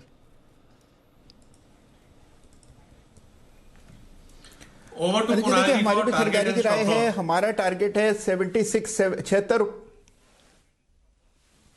अनिल जी 76 रुपए का लक्ष्य है हमारा भी, और सब कुछ तो इन्होंने कह दिया। तो अनिल जी सारे पंच इसमें शामिल हैं, पूरी पंचायत 5 एनालिस्ट अनिल जी मिलकर रेकमेंड कर रहे हैं। जय हो, बहुत ही बढ़िया। किसी ने छोड़ा नहीं बैंक ऑफ बड़ौदा। अचानक से इतना प्यार बैंक ऑफ बड़ौदा के लिए, गजब, मतलब गजब। तो एक्चुअली बताओ ये प्यार बैंक ऑफ बड़ौदा से नहीं है, चार्ट से है, लेवल से है। इस गलतफहमी में बिल्कुल मना। चलिए बढ़ते आगे। बसीन साहब हमारे साथ हैं तैयार, बिगुल के साथ करते हैं स्वागत।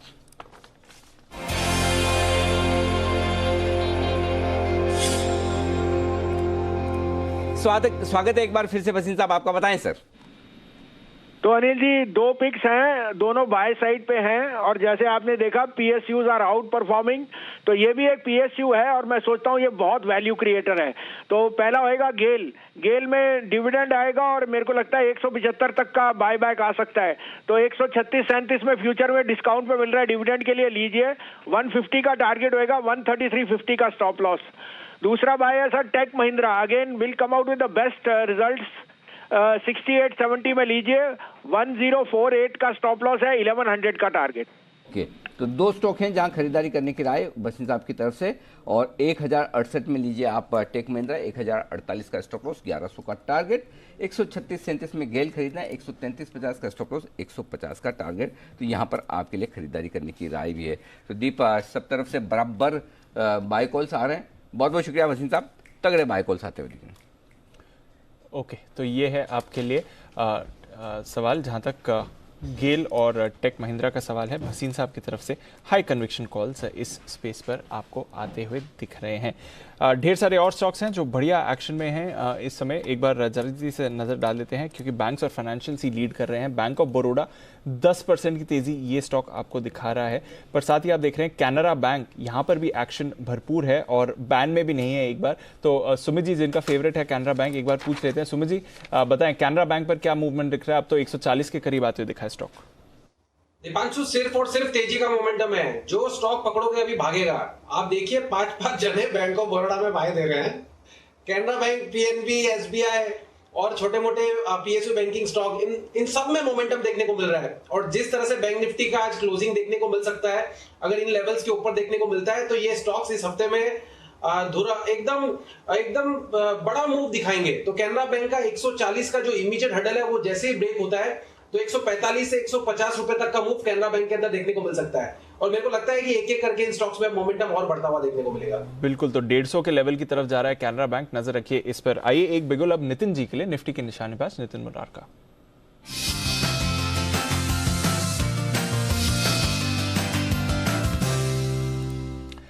बताएं नितिन जी। देखिए, मैं डेटा बाद में एक्सप्लेन करता हूं, पहले मैं कॉल देता हूं। 14,550 निफ्टी की कॉल ऑप्शन लेंगे जो 93 पे चल रही है, और इसका स्टॉप लॉस होगा 65 का, और टारगेट होगा 130 140 ऐसे टारगेट होंगे। यानी निफ्टी ऊपर की तरफ जानी चाहिए 14,700 14,750। ये तो निफ्टी की कॉल हो गई। और बैंक निफ्टी में हम यहाँ पे एक बुल कॉल स्प्रेड बनाएंगे 32,400 की कॉल ऑप्शन लेकर के 32,700 की कॉल ऑप्शन बेचेंगे। इस प्रोसेस में 130 135 रुपए की प्रीमियम कॉस्ट आएगी। इसका स्टॉप लॉस हम 90 रुपीज का रखेंगे जो मेरी प्रीमियम कॉस्ट है, और टारगेट हम 32,700 का रखेंगे, या फिर हम इसका टारगेट करीब 240 250 रुपए का डिफरेंस का रखेंगे। ओके, तो निफ्टी और बैंक निफ्टी दोनों में तेजी के सिग्नल्स हैं, बुल कॉल स्प्रेड है।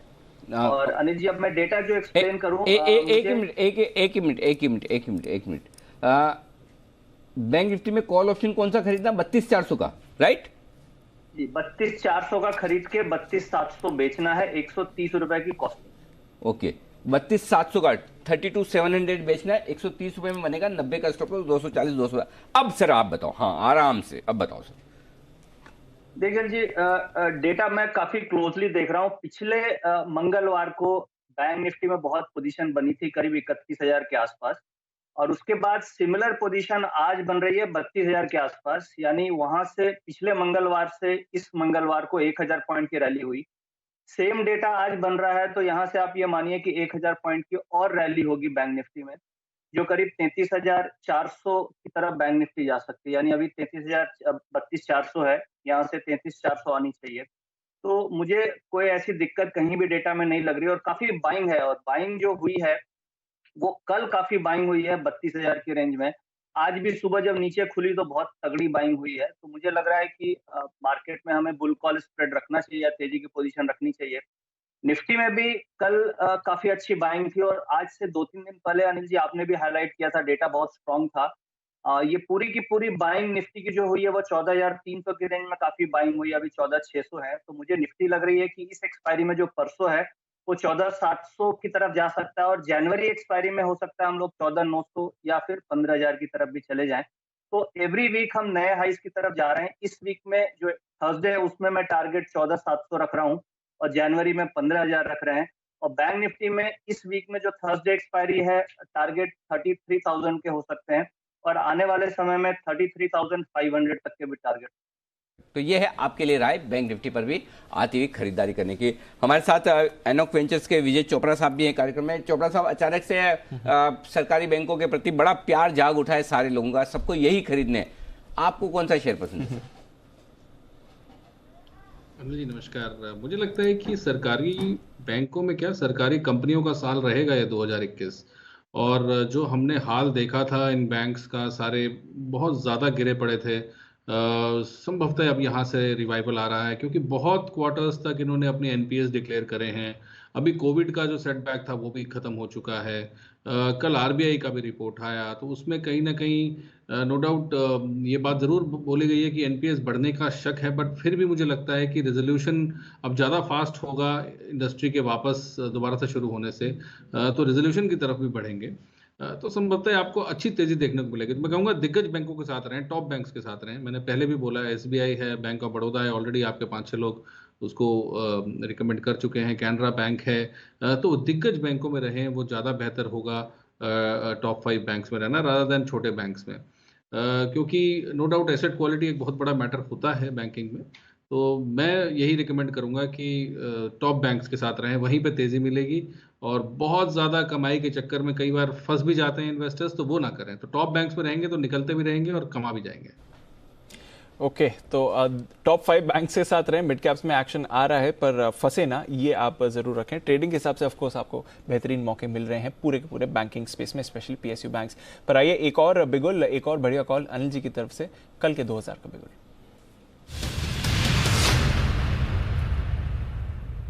बताएं सर।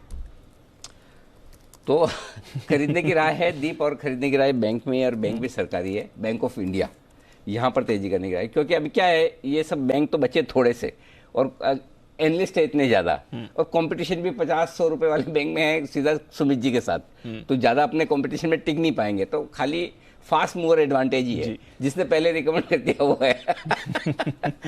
बराबर है। ये सुमित जी थोड़ा दाएं बाएं हो, बड़ा वाला कॉल देने के चक्कर में पड़े, तब तक आप देख लो तो ठीक है, नहीं तो फिर आपके हाथ से गया। सिंपल चीज है। तो वही है, बैंक ऑफ इंडिया में खरीदारी करने की राय कहाँ पहुंच गया स्टॉक, किधर है भाव? 54.50 54.50 सर। ओके, तो पहला टारगेट में मैं 55 का ही सोचा था, वहां पे आगे 57 और 59, ये दो और टारगेट है ऊपर के। 55, 57, 59 दो टारगेट है जिसके लिए आपको करनी है खरीदारी। 50 रुपए का आपका स्टॉप लॉस है। और सिंपल चीज दीप इसमें आज है ना, अब ये क्या है, चूंकि बहुत भाग गया, अब आपको एक चीज ध्यान रखनी, इसको 52 रुपए के ऊपर क्लोज होने दो। अगर ये आज 52 के ऊपर क्लोज हो जाता है तो ये 60 रुपए तुरंत प्रभाव से जल्दी आने की तैयारी है, तब 59-60 रुपए के टारगेट के लिए आप इसको होल्ड करके लेके जाओ। तो क्लोजिंग देख लीजिए, वैसे तो 99% अब जिस तरह का मूड माहौल है 52 के ऊपर हो ही जाएगा, ऐसे कोई बड़ी बात नहीं है। फिर भी 52 के ऊपर क्लोज होने के बाद ये पहुंचेगा 57, 59, 55 का पहले टारगेट तो बेहद करीब पहले ही पहुंच गया बात करते करते। जी सुमित जी ठीक है ना? अनिल जी बिल्कुल ठीक है एकदम। और अनिल जी मैं ये स्टॉक की मैं चूज कर रहा था, तो ये स्टॉक तो आपने दिया, तो मैं एक स्टॉक और दूंगा, लेकिन पहले आपके स्टॉक की बात करते हैं। बहुत बढ़िया स्टॉक है अनिल जी, ब्रेकआउट आ रहा है और अब यहाँ से स्टॉक के अंदर एक अच्छा अपसाइड मूव देखने को मिलेगा। तो 58 से 60 रुपए तक के टारगेट बैंक ऑफ इंडिया में देखने को मिल सकते हैं। बिल्कुल खरीदारी करके चलना चाहिए। जिस तरह का मोमेंटम बैंकों में बना हुआ है, 1 से 2 या 3 दिनों में बहुत स्ट्रॉन्ग अपसाइड मूव देखने को मिलना चाहिए। तो अनिल जी ये तो बैंक ऑफ इंडिया की बात हुआ, अब बिगुल आप बजाएंगे तो फिर मैं एक स्टॉक देता हूँ। बिल्कुल, बिगुल है तैयार।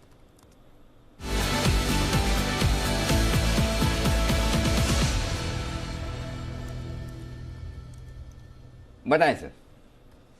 जी अनिल जी बिल्कुल, तो आपने एकदम सही कहा, छोटे मझोले बैंकों में मोमेंटम बन रहा है। तो अब जो स्टॉक है वो बहुत स्ट्रॉन्ग अपसाइड मूव दिखाने वाला है, क्योंकि इसके अंदर चार्ट्स के ऊपर ब्रेकआउट आया है और अब ये स्टॉक के अंदर जस्ट ब्रेकआउट मोड पे है।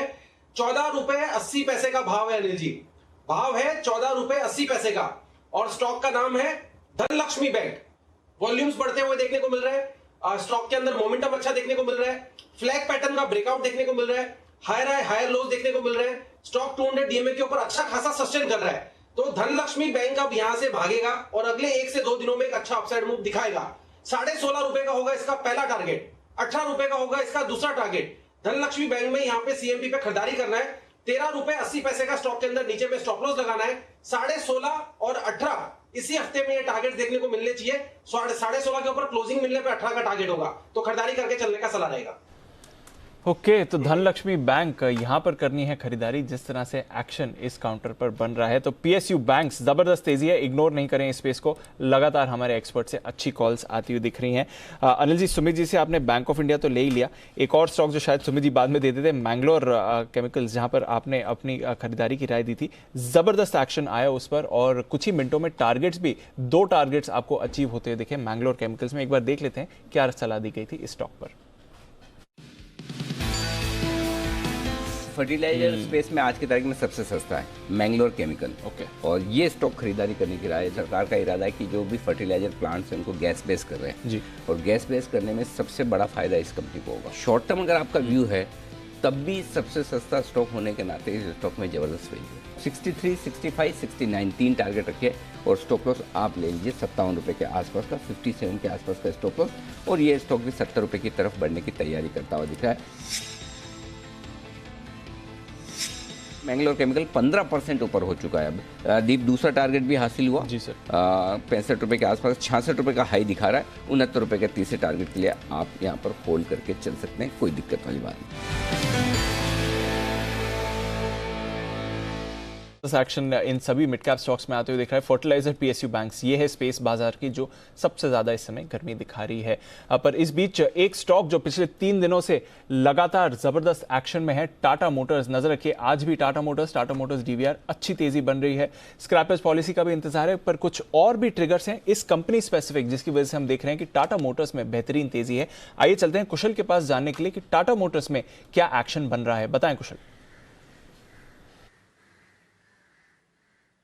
बिल्कुल दीपांशु, देखिए जेएलआर जहां से इनका करीब 75% रेवेन्यू आता है, यहां पर लगातार दूसरी तिमाही में हमें रिकवरी देखने को मिली है। इनफैक्ट मैं पिछले कुछ क्वार्टर्स के रिजल्ट्स इनके देख रहा था, जो रिटेल बिक्री के आंकड़े आए हैं वहां पर इस बारी तो हमें 13% देखने को मिली है, और साथ ही पिछले क्वार्टर में भी हमने 53% का उछाल देखा था। तो ओवरऑल एक स्ट्रॉन्ग रिवर्सल के संकेत जो है जेएलआर बिक्री दिखाता हुआ नजर आ रहा है। इनफैक्ट यहाँ पर अगर आप देखें तो सभी क्षेत्र, चाहे आप नॉर्थ अमेरिका, यूरोप या चीन, इन तीनों में 20% से ज्यादा की ग्रोथ जो है क्वार्टर ऑन क्वार्टर बेसिस पर हमें देखने को मिली है।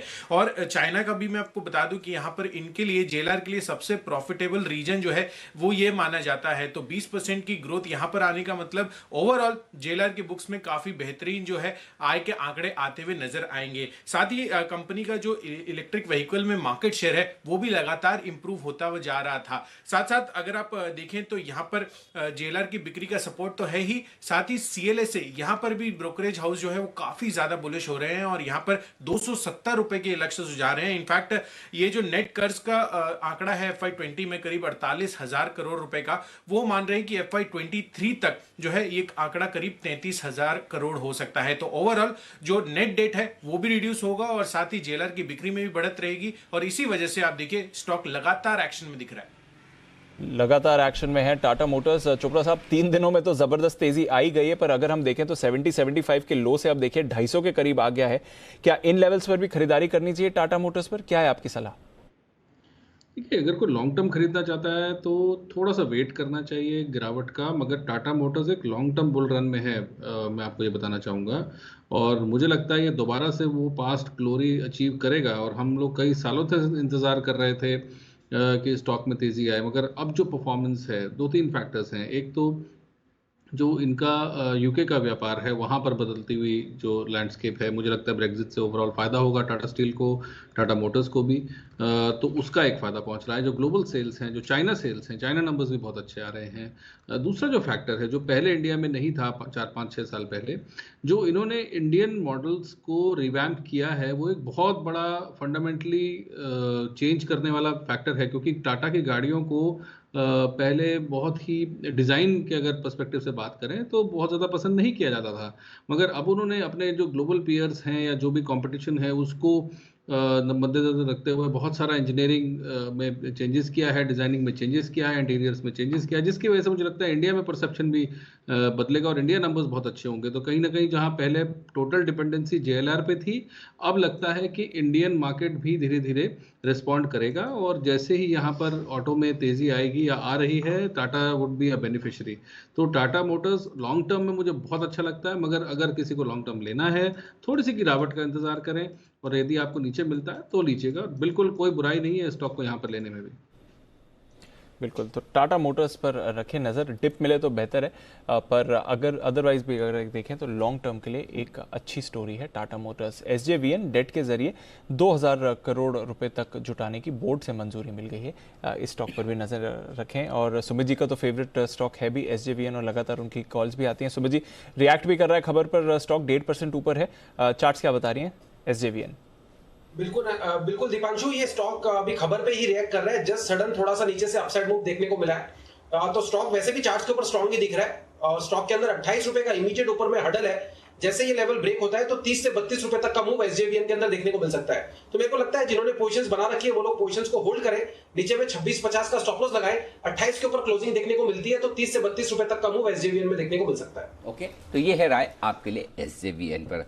आइए अगला बिगुल वागले साहब के लिए, वागले का wonder.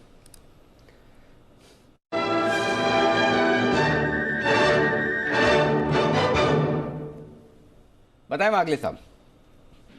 Anil ji, bank of Baroda चला, कैन बैंक चला, मुझे लगता है स्टेट बैंक में अभी मूव की शुरुआत हुई है। 293, 50, 80, अभी 294 हुआ है, अभी बाय करे। 3 रुपए का स्टॉप लॉस होगा 291 का, मुझे लगता है 300 का भाव आपको मिलना चाहिए। एक 6 से 7 रुपए का अपसाइड में देख रहा हूँ, ये कल मॉर्निंग में मिलना चाहिए। जी के मार्केट में ऐसा हो सकता है कि पहले छोटे स्टॉक चले और बाद में उनके चक्कर में बड़े स्टॉक बने, क्यों? बिल्कुल। बैंक ऑफ बड़ौदा और कौन सा bank of India, Canara bank, सब मिलके SBI को चला रहे। भाई अब हम जाग चुके हैं, आप तो लीडर हो, आप तो उठो।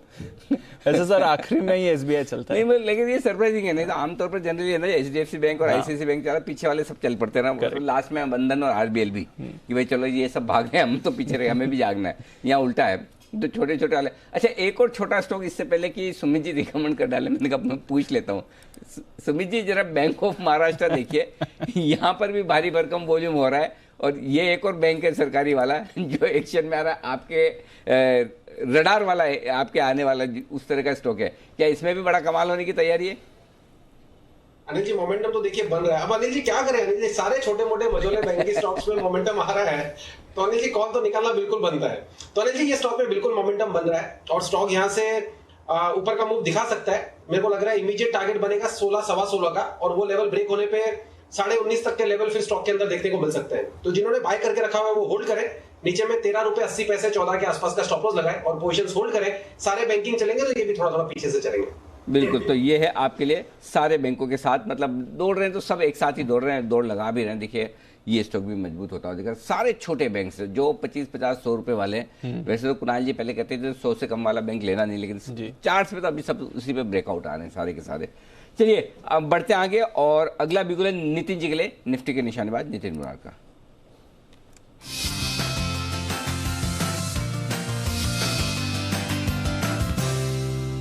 बताएं नितिन जी। अनिल जी यहाँ पे मैं बेट कर रहा हूँ रिलायंस इंडस्ट्रीज पे। रिलायंस इंडस्ट्रीज की 1450 की कॉल ऑप्शन लेंगे जो आपको 70 रुपए में मिल रही है, और इसके टारगेट 125 रुपए के होंगे, और स्टॉप लॉस हम रखेंगे 50 रुपए का, यानी मैं 20 रुपए नीचे का रिस्क ले रहा हूँ, और ये कॉल ऑप्शन है 1950 की।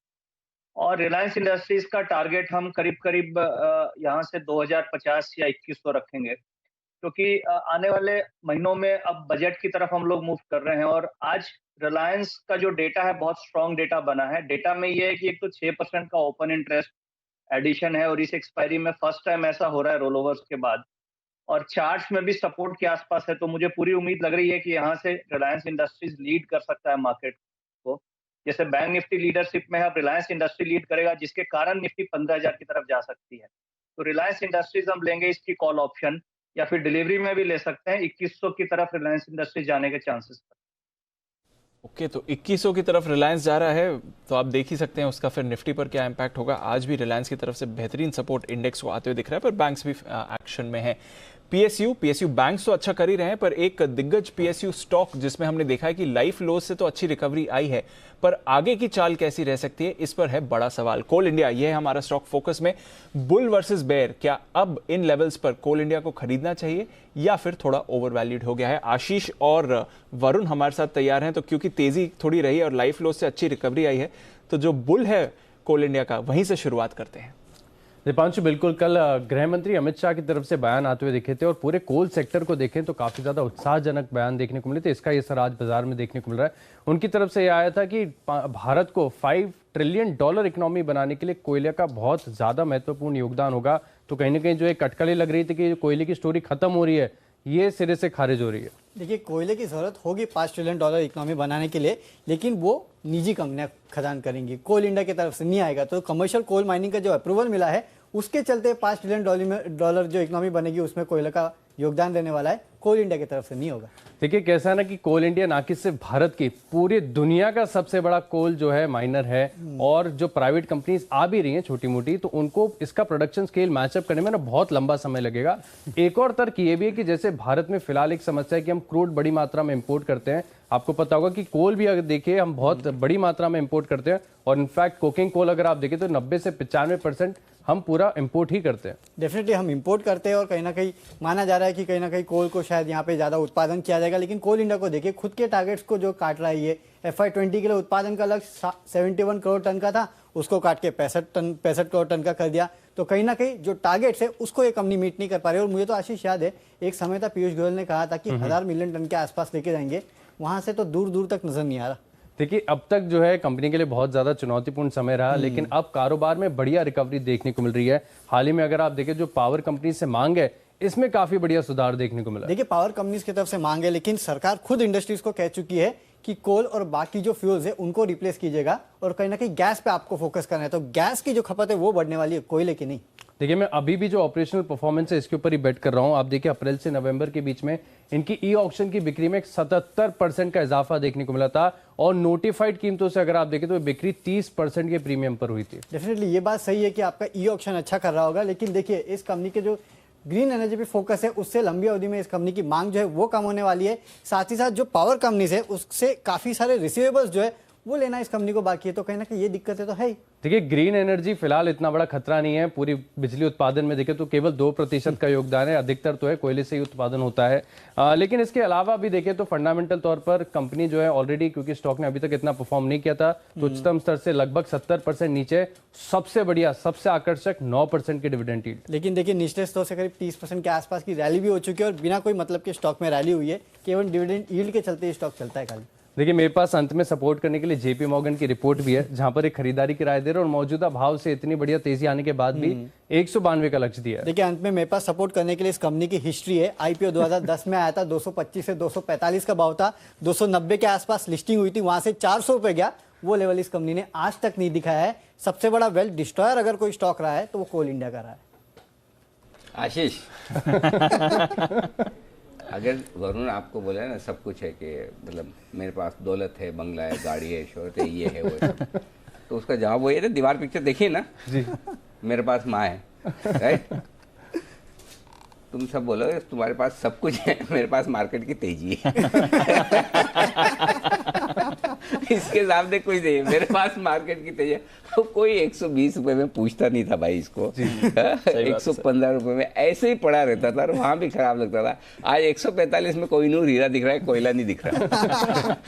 ये वक्त वक्त की बात है, सबके वक्त सबका वक्त बदलता, अच्छे वालों के भी खराब आते तो खराब वालों के भी अच्छे आते। तो वरुण इंतजार कीजिए आपके वक्त आने का। आईपीओ प्राइस भी नहीं आएगा अनिल जी इसका तो। फिलहाल तो वक्त आशीष का चल रहा है और मार्केट की तेजी तो कोल इंडिया। एक बार जल्दी से कोल इंडिया पर एक बार चोपड़ा साहब की भी राय ले लें, उसके बाद में कल के 2000 देने की तैयारी में। तो चोपड़ा साहब जल्दी से बताएं सर। देखिए अनिल जी, बहुत समय तक इसने कंसोलिडेट किया है स्टॉक ने और मुझे लगता है कि डिविडेंड यील्ड एक मेजर अट्रैक्शन रहा है इस स्टॉक में, जैसे काफ़ी दूसरे सरकारी कंपनियां रहती हैं। मगर इसके बावजूद मुझे लगता है कि क्योंकि इसके पास काफ़ी स्ट्रेंथ है और अब एक इकोनॉमिक रिवाइवल हो रहा है तो कोयले की आवश्यकता होगी। और कोयला कहाँ से आएगा? एक और चीज़ मैं आपको बताना चाहता हूँ कि जब लॉकडाउन हुआ तो काफ़ी माइंस बंद हो गई और जो कुछ प्राइवेट प्लेयर्स थे जो माइनिंग करते थे वो उनकी माइंस भी बंद हो गई, क्योंकि माइंस में पानी भर जाता है या और दूसरी चीज़ें हो जाती हैं। तो माइन को चालू रखना भी एक बहुत बड़ा चैलेंज होता है। तो मुझे लगता है कि कोल की, हालांकि अभी शॉर्टेज नहीं है, बट मुझे लगता है कि कोल इंडिया का काफ़ी बड़ा रोल रहेगा भारतीय जो इकोनॉमिक रिवाइवल में। और नो डाउट अगर कैश में यदि कोई लेता है तो इसमें डिविडेंड का भी एक बहुत बड़ा योगदान है, जो कि हर साल हम देखते हैं जनवरी, फरवरी, मार्च में कोल इंडिया में अच्छी तेजी देखने को मिलती है। तो यहाँ से मुझे लगता है 10 से 15% की तेजी स्टॉक में देखने को मिल पाएगी। मगर लॉन्ग टर्म बेट अगर आप मुझसे पूछें कोल इंडिया कोई मल्टी बैगर है तो बिल्कुल नहीं है, मगर 3-4 महीने के पर्सपेक्टिव से जरूर कोल इंडिया में निवेश किया जा सकता है। ओके, तो मल्टी बैगर नहीं है पर यहाँ से अच्छे गेन्स दे सकता है। फिलहाल भी अगर आप देखें 3.5% ऊपर है।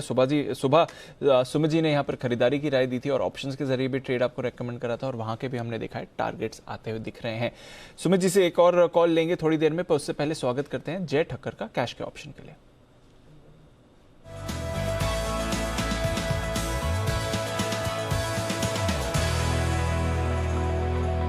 स्वागत है जय, बताएं क्या चुना है आपने?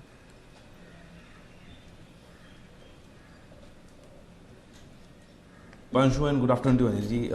निफ्टी ही है दीप, हमारे अभी टारगेट्स थोड़े बहुत अभी भी बाकी है, लगभग 50 पॉइंट के बाकी है निफ्टी में। तो निफ्टी का ही एक ऑप्शन मैं कहूँगा कि लेकर जा सकते हैं। 14,550 का हम कॉल ऑप्शन खरीदेंगे दीप। यहाँ पे हाई रिस्क हाई रिवॉर्ड है। 14,550 का कॉल अगर आप देखें तो करीब 82 के आसपास ये ट्रेड कर रहा है 14 जैन की एक्सपायरी का। एंड इसको 82 के आसपास आप खरीदिए। इसमें स्टॉप लॉस जो नीचे में प्लेस करना है दीप, ये लगभग हम प्लेस करेंगे ऑन द लोअर साइड 52 पर। सो 82 पर खरीदिए, 52 का आपका स्टॉप लॉस रहेगा, 30 पॉइंट का स्टॉप लॉस रहेगा। एंड ऊपर में जो फर्स्ट टारगेट बन रहे हैं वो 106 एंड 120, ये दो टारगेट्स के लिए इसको खरीदना है दीप। मुझे अभी भी ऐसा लग रहा है कि निफ्टी में हमें 14,600 600 से लेके 620 ब्रॉडली हम अगर पकड़े तो 14,620 तक के लेवल्स हमें देखने मिलेंगे निफ्टी में। एंड मोमेंटम अभी भी काफ़ी पॉजिटिव है। इनफैक्ट एक चीज़ मैं आपको बताऊंगा, इनफैक्ट दोपहर को भी मैंने बाय दिया था निफ्टी पर, जब 500 के आसपास ट्रेड करा था वहाँ से अच्छी रैली आई, और तभी मैंने एक चीज़ कही थी कि वॉल्यूम्स जो थे 4-5 दिनों में अगर आप देखें निफ्टी में, सो वॉल्यूम्स थोड़े डिक्लाइनिंग मोड में थे और मार्केट ऊपर जा रहा था। एंड आज वो वॉल्यूम्स जो साइडवेज हो चुके थे, कम हो चुके थे, उसमें से एक ब्रेकआउट आया। तो आज के ट्रेडिंग सेशन में एक प्राइस वॉल्यूम ब्रेकआउट दीपांशु देखने मिल रहा है, विच इंक्रीजेज द प्रोबेबिलिटी, और बेस भी शिफ्ट हो चुका है। अब जो 14,450 का एक सपोर्ट था वो 14,500 का हो चुका है। सो 82 पे खरीदिए, 52 का स्टॉप लॉस, 106, 120 के टारगेट रहेंगे। ओके, तो 14,550 की कॉल खरीदनी है। नितिन जी ने भी थोड़ी देर पहले यहाँ पर आपको खरीदारी की राय थी, जय भी आपको कह रहे हैं कि खरीद कर चलिए। आइए अब एक बिगुल अनिल जी के लिए कल के 2000 का।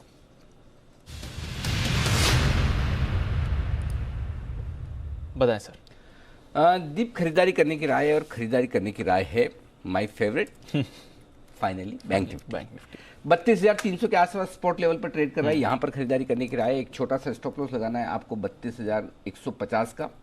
ऊपर का टारगेट आपका बनेगा 32,450 और 32,600, दो टारगेट, 32,450, 32,600 दो टारगेट के लिए बैंक निफ्टी में खरीदारी करनी है। आज जिस तरह की क्लोजिंग 32,300 के ऊपर होने की तैयारी में है, वो मजबूती दिखा रहा है। दूसरा ऑप्शन आपके पास ये कि आप 32,400 वाला कॉल ऑप्शन खरीद लीजिए, और 32,400 वाला कॉल ऑप्शन आप खरीदिए। 250 रुपए के आसपास ट्रेड कर रहा होगा। एक बार अभी देख लें सीएमपी क्या चल रहा है। 200 रुपए के आसपास का स्टॉप लॉस लगाइए और यहाँ पर कीजिए खरीदारी। ऊपर की तरफ 325, 350, 370 तीन टारगेट रखिए। 325, 350, 370, 300 के आसपास स्टॉप लॉस को रिवाइज कर लीजिए, और यहाँ पर भी खरीदारी करने की राय है। बैंक निफ्टी का कॉल ऑप्शन 200 रुपए के स्टॉप लॉस के साथ 32,400 वाला कॉल ऑप्शन खरीद लीजिए। आपको कॉल खरीदना है तो 32,400 का कॉल खरीदिए, 200 रुपए का स्टॉप लॉस, 300, 325, 350 और 370 चार टारगेट। और अगर आप सीधा फ्यूचर्स खरीदते हैं तो 32,300 का फ्यूचर्स खरीदिए। 300 के आसपास फ्यूचर्स, सॉरी स्पॉट लेवल माफ कीजिएगा, स्पॉट लेवल है 32,300, और 32,150 आपका स्टॉप लॉस होगा। 32,450 छोटा टारगेट बीच में रखना चाहो तो एक और 32,500 रख लो, और उसके बाद 32,600 तीन टारगेट, 32,450, 32,500, 32,600 तीन टारगेट के लिए दी जी। ओके, तो ये है आपके लिए बैंक निफ्टी पर खरीदारी की राय। अनिल जी फिर स्ट्रैटेजी भी ले लिया बैंक निफ्टी पर, अगर कॉल आप दे रहे हैं। हाँ कर लीजिए, कोई दिक्कत नहीं। बिगुल बजाते हैं अनिल जी के लिए स्ट्रैटेजी का।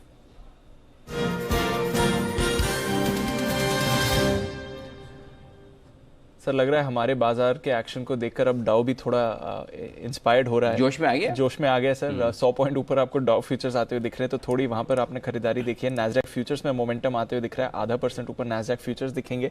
यूरोप भी अब सुस्ती से बाहर आते हुए दिख रहा है। फ्रांस और जर्मनी में एक्शन बढ़ रहा है। यूके अभी भी थोड़ा सुस्त आपको दिखेगा, पर कच्चे तेल में फिर से अच्छी खरीदारी है, और गोल्ड और सिल्वर भी पार्टिसिपेट कर रहे हैं। सिल्वर तो सर 2.5% ऊपर है, तो वहां पर भी एक्शन इस समय बन रहा है। बताएं क्या करना चाहिए। दीप, तेजी की पोजीशन को बरकरार रख सकते हैं। जो क्लोजिंग मिल रही है आपको बहुत ही बेहतरीन, 14,500 के ऊपर की इतने दमदार क्लोजिंग मिल रही है। सिर्फ 14,500 बल्कि 14,550 के आसपास क्लोजिंग होता दिख रहा है, तो मजबूत है। और जो आज रेंज दी उसी रेंज पर 14,575, 14,625 उसी रेंज पर टॉप भी बनाया है, तो परफेक्ट है। खरीदारी की पोजीशन रख सकते हैं, कोई दिक्कत नहीं। 14,500 का कॉल ऑप्शन ले लीजिए, और अगर आप चाहें फ्यूचर्स खड़े हैं तो आप 14,500 या 14,400 का पुट खरीद लीजिए, तो आपकी हेजिंग होगी। अगर मार्केट सब ठीक ठाक बोलता है निकल जाइए। ये है। और बैंक निफ्टी 32,300 के ऊपर बंद हो रहा है। 32,350 के ऊपर बंद होगा तो और अच्छा, फिर तो बहुत ही बढ़िया, मतलब लेकिन 32,400 तक तो पहुंचा ही है, तो मुझे लगता है आज नहीं तो कल हो जाएगा, कोई दिक्कत वाली बात नहीं। 32,450, 32,500, 32,600 तक के टारगेट, 32,613 का लाइफ हाई है। अगर डाउ फ्यूचर 100 पॉइंट ऊपर बंद हुए कल सुबह और डाउ फ्यूचर्स ठीक ठाक रहे, कल 32,600 का लाइफ हाई बैंक निफ्टी पार कर देगा। नहीं वही तो 52 वीक हाई तो आज हो गया, अब तो लाइफ हाई दिन का बैंक निफ्टी में 2 से 3 दिन का मैक्सिमम करेक्शन होता है, सुस्ती होती है, और उसके बाद फिर पुराना हाई पार करता है। सिमिलरली ये हुआ कल, आपको देखो ना, कल आपको ऐसा लगा कि शायद बैंक निफ्टी 32,000 के नीचे बंद हुआ, उसके आसपास बंद हुआ, नीचे चला जाएगा। आज नीचे खुला तो 2-2.5 दिन का करेक्शन, और निफ्टी में 1 से 1.5 दिन का करेक्शन, बैंक निफ्टी में 2.5 दिन का करेक्शन। ये बस ये है, सिंपल रूल है, और दोनों ही अब फॉर्म होकर और वापस फिर ऊपर चल जाते हैं, तो 32,600 कल की तैयारी हो सकती है जी। बिल्कुल, तो नए हाई की तरफ अब बैंक निफ्टी मूव करते हुए दिख रहा है। अनिल जी की तरफ से भी आपको खरीदारी की सलाह मिल गई है। लॉन्ग पोजीशंस होल्ड करें, हेज जरूर क्रिएट करें एज ऑलवेज, ये आपके लिए है सलाह। पर आइए कुछ और कॉल्स बाकी हैं क्लोजिंग से पहले, जल्दी चलते हैं सुमित जी के पास, सुमित के सुपर हिट के लिए।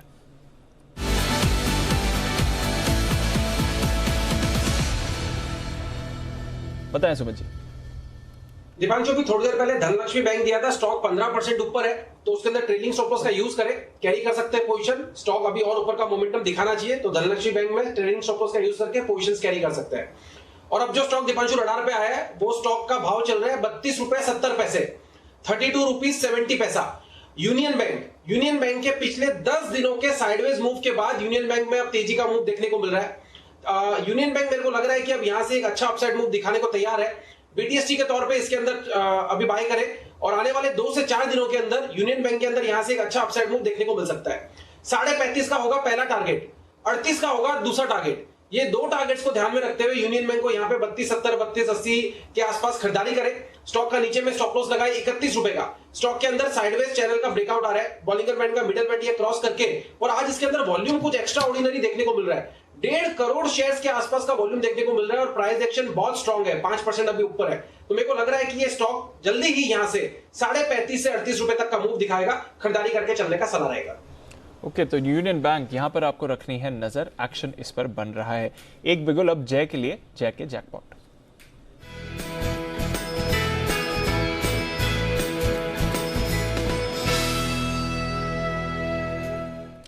बताएं जय। दीप, पहले तो सुमित को धन्यवाद। हमारा जो जैकपॉट कॉल था एक बार दिया था धनलक्ष्मी बैंक पर 14 के आसपास, 16-17 के टारगेट्स के लिए, वो टारगेट्स अचीव हो चुके हैं आज। एंड अभी जो एक रिकमेंडेशन दे रहा हूँ मैं, वो है कोल इंडिया के ऊपर, जिस पे जस्ट अभी वरुण वगैरह एनालिसिस कर रहे थे। सो मैं ये कहूँगा कि वरुण और आशीष, इनफैक्ट मैं तो कहूँगा, मुझे भी लग रहा है कि कोल इंडिया में एक अच्छा ब्रेकआउट आज आया है और क्लियरली एक inverse head and shoulders pattern का ब्रेकआउट है। बहुत ही रेयरली ऐसा देखने मिलता है कोल इंडिया में। तो इसका 150 की स्ट्राइक का मैं कहूँगा कि कॉल ऑप्शन लेकर चल सकते हैं, जो करीब अभी 4 रुपये 70-80 पैसे के आसपास ट्रेड कर रहा है। दीपांशु, इसको लेकर चले। इसका स्टॉप लॉस रहना चाहिए नीचे में 2.40 का। फर्स्ट टारगेट जो बन रहा है वो है 7.2, सेकंड टारगेट 9, 7.2 एंड 9, ये 2 टारगेट्स के लिए कोल इंडिया का 150 के स्ट्राइक का कॉल ऑप्शन खरीदे। दीप, एक इंटरेस्टिंग चीज अगर मैं इसकी आपको बताऊं, सो काफी समय के बाद इसके मंथली चार्ट्स पर एक रिवर्सल आ रहा है इंडिकेटर्स में, विच क्लियरली इंडिकेट्स के एक बड़ा बेस बन चुका है कोल इंडिया में और यहाँ से प्रोबेबिलिटी के बड़े टारगेट्स हमें देखने मिले वो काफ़ी है। शॉर्ट टर्म टारगेट्स आवर 160-165 तक के बन रहे हैं। तो बुल वर्सेस बेयर से इंस्पायर होकर कोल इंडिया पर आई है अब जय की कॉल और बुलिश व्यू आते हुए दिख रहा है। नजर रखिए इस काउंटर पर, अब 150 की तरफ मूव करने के लिए तैयार है। 150 की कॉल खरीदनी है, जय का जैकपॉट है ये स्टॉक आपके लिए। अच्छी तेजी में है और देखते हैं कि अब और एक्शन आता है कि नहीं। एशियन पेंट्स में एक बड़ी ब्लॉक डील होती हुई दिख रही है, तो उस स्टॉक पर भी नजर रखिए नजर। थोड़ा इस समय प्रेशर में जरूर आपको काउंटर दिख रहा है, पर एशियन पेंट्स यहाँ पर अभी थोड़ी देर पहले खबर आई थी, नजर रखिए 34 लाख शेयर्स का सौदा हुआ है 2712-2739 पर शेयर के भाव पर, तो यहाँ पर रखना है एक्शन। 3.5% की इस समय आपको गिरावट, थोड़ा प्रेशर में आपको दिख रहा है एशियन पेंट्स का चार्ट। जरा कुणाल जी एक क्विक कॉल लेवल्स पर दे दें, एशियन पेंट्स की ब्लॉक डील के बाद प्रेशर दिख रहा है स्टॉक पर।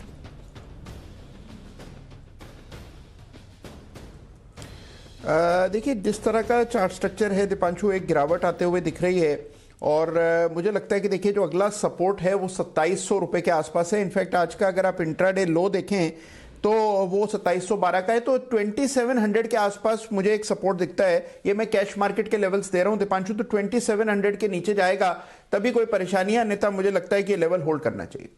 ओके, तो एक बड़ी ब्लॉक डील होती हुई दिख रही है जहां तक एशियन पेंट्स का सवाल है। देखते हैं कि बायर सेलर की अगर डिटेल्स आती हैं तो वो हम आपके सामने रखेंगे, पर प्रेशर बन रहा है इसमें। 1000 करोड़ के आसपास की ये ब्लॉक डील हुई, तो एक बड़ी डील एशियन पेंट्स के काउंटर में। पर जबरदस्त एक्शन एक बार फिर से बाजार के लिए और ढेरों स्टॉक्स हैं जो आज आपको फिर से एक्शन में आते हुए दिखेंगे। नए रिकॉर्ड्स निफ्टी पर, अब तो 14,550 के ऊपर पहली बार क्लोजिंग के लिए भी तैयार है index. Bank Nifty 52 week high पर दिख रहा है और अपने लाइफ हाई से भी ज्यादा दूर नहीं है। टाटा मोटर्स कल भी टॉप गेनर था, आज भी बाजार का टॉप गेनर ही रहा है। 7.5% की तेजी इस काउंटर पर आती हुई दिखी है। गेल, हमने जब से एक्सक्लूसिव खबर आपको बताई थी 95 के लेवल्स के आसपास की बायबैक आने की तैयारी में, आज मैनेजमेंट से पता चल रहा है कि अब 15 तारीख को बोर्ड बैठक है बायबैक के लिए। सेकंड बिगेस्ट गेनर, 4.5% की तेजी। भारतीय एयरटेल लंबे समय बाद पार्टिसिपेशन अच्छा दिखता हुआ 4% ऊपर। एसबीआई, बाकी सारे पीएसयू बैंक्स अच्छा कर रहे हैं, एसबीआई पर भी एक्शन। कोल इंडिया, रिलायंस इंडस्ट्री से बढ़िया सपोर्ट, 3% की तेजी। एचडीएफसी बैंक, आईटीसी जैसे दिग्गज शेयर्स में खरीदारी रही है। एक्सिस बैंक का पार्टिसिपेशन रहा, तो बाजार में बढ़िया एक्शन आपको बनते हुए दिखा है। थोड़ी गिरावट एशियन पेंट्स में ब्लॉक डील पर जहां हम बात कर रहे थे, टाइटन, नेस्ले, एचयूएल सन फार्मा, कोटक, सिप्ला और डिवीज लैब जहां पर गिरावट हुई। तो प्राइवेट बैंक्स में उतना एक्शन नहीं रहा, पर हमने देखा है कि आज PSU banks star of the day रहे हैं। बैंक ऑफ बड़ौदा, 5 कॉल्स आपके लिए स्टॉक पर आई हैं, 11.5% की तेजी इस काउंटर पर आपने देखी। कैनरा बैंक 6.5% ऊपर। आईडीएफसी फर्स्ट, वैसे तो पीएसयू बैंक नहीं है बट जबरदस्त तेजी इस पर। पीएनबी बढ़िया खरीदारी इस काउंटर पर भी आती हुई दिखी है। इसके अलावा एलएनटी फाइनेंस, एमएनएम फाइनेंस, यहां पर आपने बढ़िया एक्शन बनते हुए देखा है। श्रीराम ट्रांसपोर्ट फाइनेंस, इस पर भी अच्छी खरीदारी रही। सुबह का बिग विनर टाटा केमिकल्स 5% की तेजी के साथ ये क्लोज आउट होते हुए दिखा है। अशोक लेलैंड पर बढ़िया एक्शन। पीरामल एंटरप्राइज अच्छी तेजी रही। विश्वेश जी की पिक एमआरएफ, वहां पर जबरदस्त तेजी बनती हुई दिखी आपको। टाटा पावर अच्छी खरीदारी वहां पर। एक्साइड इंडस्ट्रीज, यहां पर आपने मूवमेंट देखा है। एलआईसी हाउसिंग फाइनेंस पार्टिसिपेट करता हुआ। आईओसी, जिस पर सुमित जी ने कॉल की थी, वहां पर भी अच्छा मूव आया। एस्कॉट्स, यहां पर भी तेजी आपने बनती हुई देखी है। मिड कैप पीएसयू बैंक्स जबरदस्त एक्शन। फर्टिलाइजर स्टॉक्स जबरदस्त तेजी। ऑटो स्टॉक्स बढ़िया एक्शन। बट डेफिनेटली सर आज का मोमेंटम था पीएसयू बैंक्स। इंडेक्स में देखिए 6% की तेजी। नए रिकॉर्ड्स बाजार पर एक बार फिर से डेज हाई पर क्लोजिंग होती हुई और बैंक निफ्टी से भी बढ़िया पार्टिसिपेशन। लाइफ टाइम हाई के नजदीक 32,347 का लाइफ हाई है क्लोजिंग बेसिस पर जी। 32,341 पर बंद हुआ है, एग्जैक्टली वहीं पर जाकर बंद हुआ है। और इसीलिए आज सारे टारगेट भी 32,350 तक के दिए थे। 32,397 बनाया हाई। 31,725 बिल्कुल परफेक्ट ऊपर और नीचे दोनों की रेंज को टच करके बाजार ने फर्स्ट क्लास आज ट्रेड करके दिखाया। तो शानदार आपके लिए यहाँ पर आज का एक और ट्रेडिंग सेशन जहाँ पर चौतरफा खरीदारी और तेजी होती हुई दिखी है। लेकिन बाजार बंद होने के बाद भी एक्शन है भरपूर। सबसे पहले तो बता दूं कि हम दीप इक्विटी गुरुकुल का सीजन 1 किया था, जब बाजार के सारे दिग्गजों के साथ हमने शोज किए थे 8 एपिसोड। अब आ रहा है आपके लिए इक्विटी गुरुकुल का सीजन 2 भी। और इस गुरुवार से हम इक्विटी गुरुकुल के सीजन 2 में बाजार के जाने माने दिग्गजों से आपकी करवाएंगे मुलाकात। दोपहर 11 बजे आपको ये शो देखने को मिलेगा। और पहले सीजन में हम इस सीजन में पहला एपिसोड हम आनंद राठी साहब के साथ करेंगे। बहुत बढ़िया। तो गुरुवार को आनंद राठी साहब के साथ परसों ये शो होगा, मिस मत कीजिएगा। दूसरा है जिग्निशन, जो आज शाम को 4:30 बजे आने वाला है। अगर आप किसी तरह की कोई नई एसयूवी कार लेने की सोच रहे हैं तो आज का शो आपको मिस नहीं करना है। हम आपको बताएंगे टोयोटा की sub compact SUV urban cruiser, इसकी टेस्ट ड्राइव, और साथ ही बताएंगे कि नई लॉन्च हुई 2021 MG हेक्टर और टोयोटा फॉर्च्यूनर के फेस लिफ्ट में क्या खास बातें हैं। साथ ही इन कंपनियों के टॉप मैनेजमेंट से भी हम बातचीत करेंगे और आपको दिखाएंगे ऑटो वर्ल्ड से जुड़ी तमाम लेटेस्ट और बड़ी खबरें। तो देखो क्या क्या है। एक तो टोयोटा की एसयूवी है जी, अर्बन क्रूजर, नाम अच्छा है। टोयोटा फॉर्च्यूनर में नया वर्जन आया वो है MG हेक्टर। बंसल जी, आपको भी तो नई गाड़ी खरीदनी थी ना?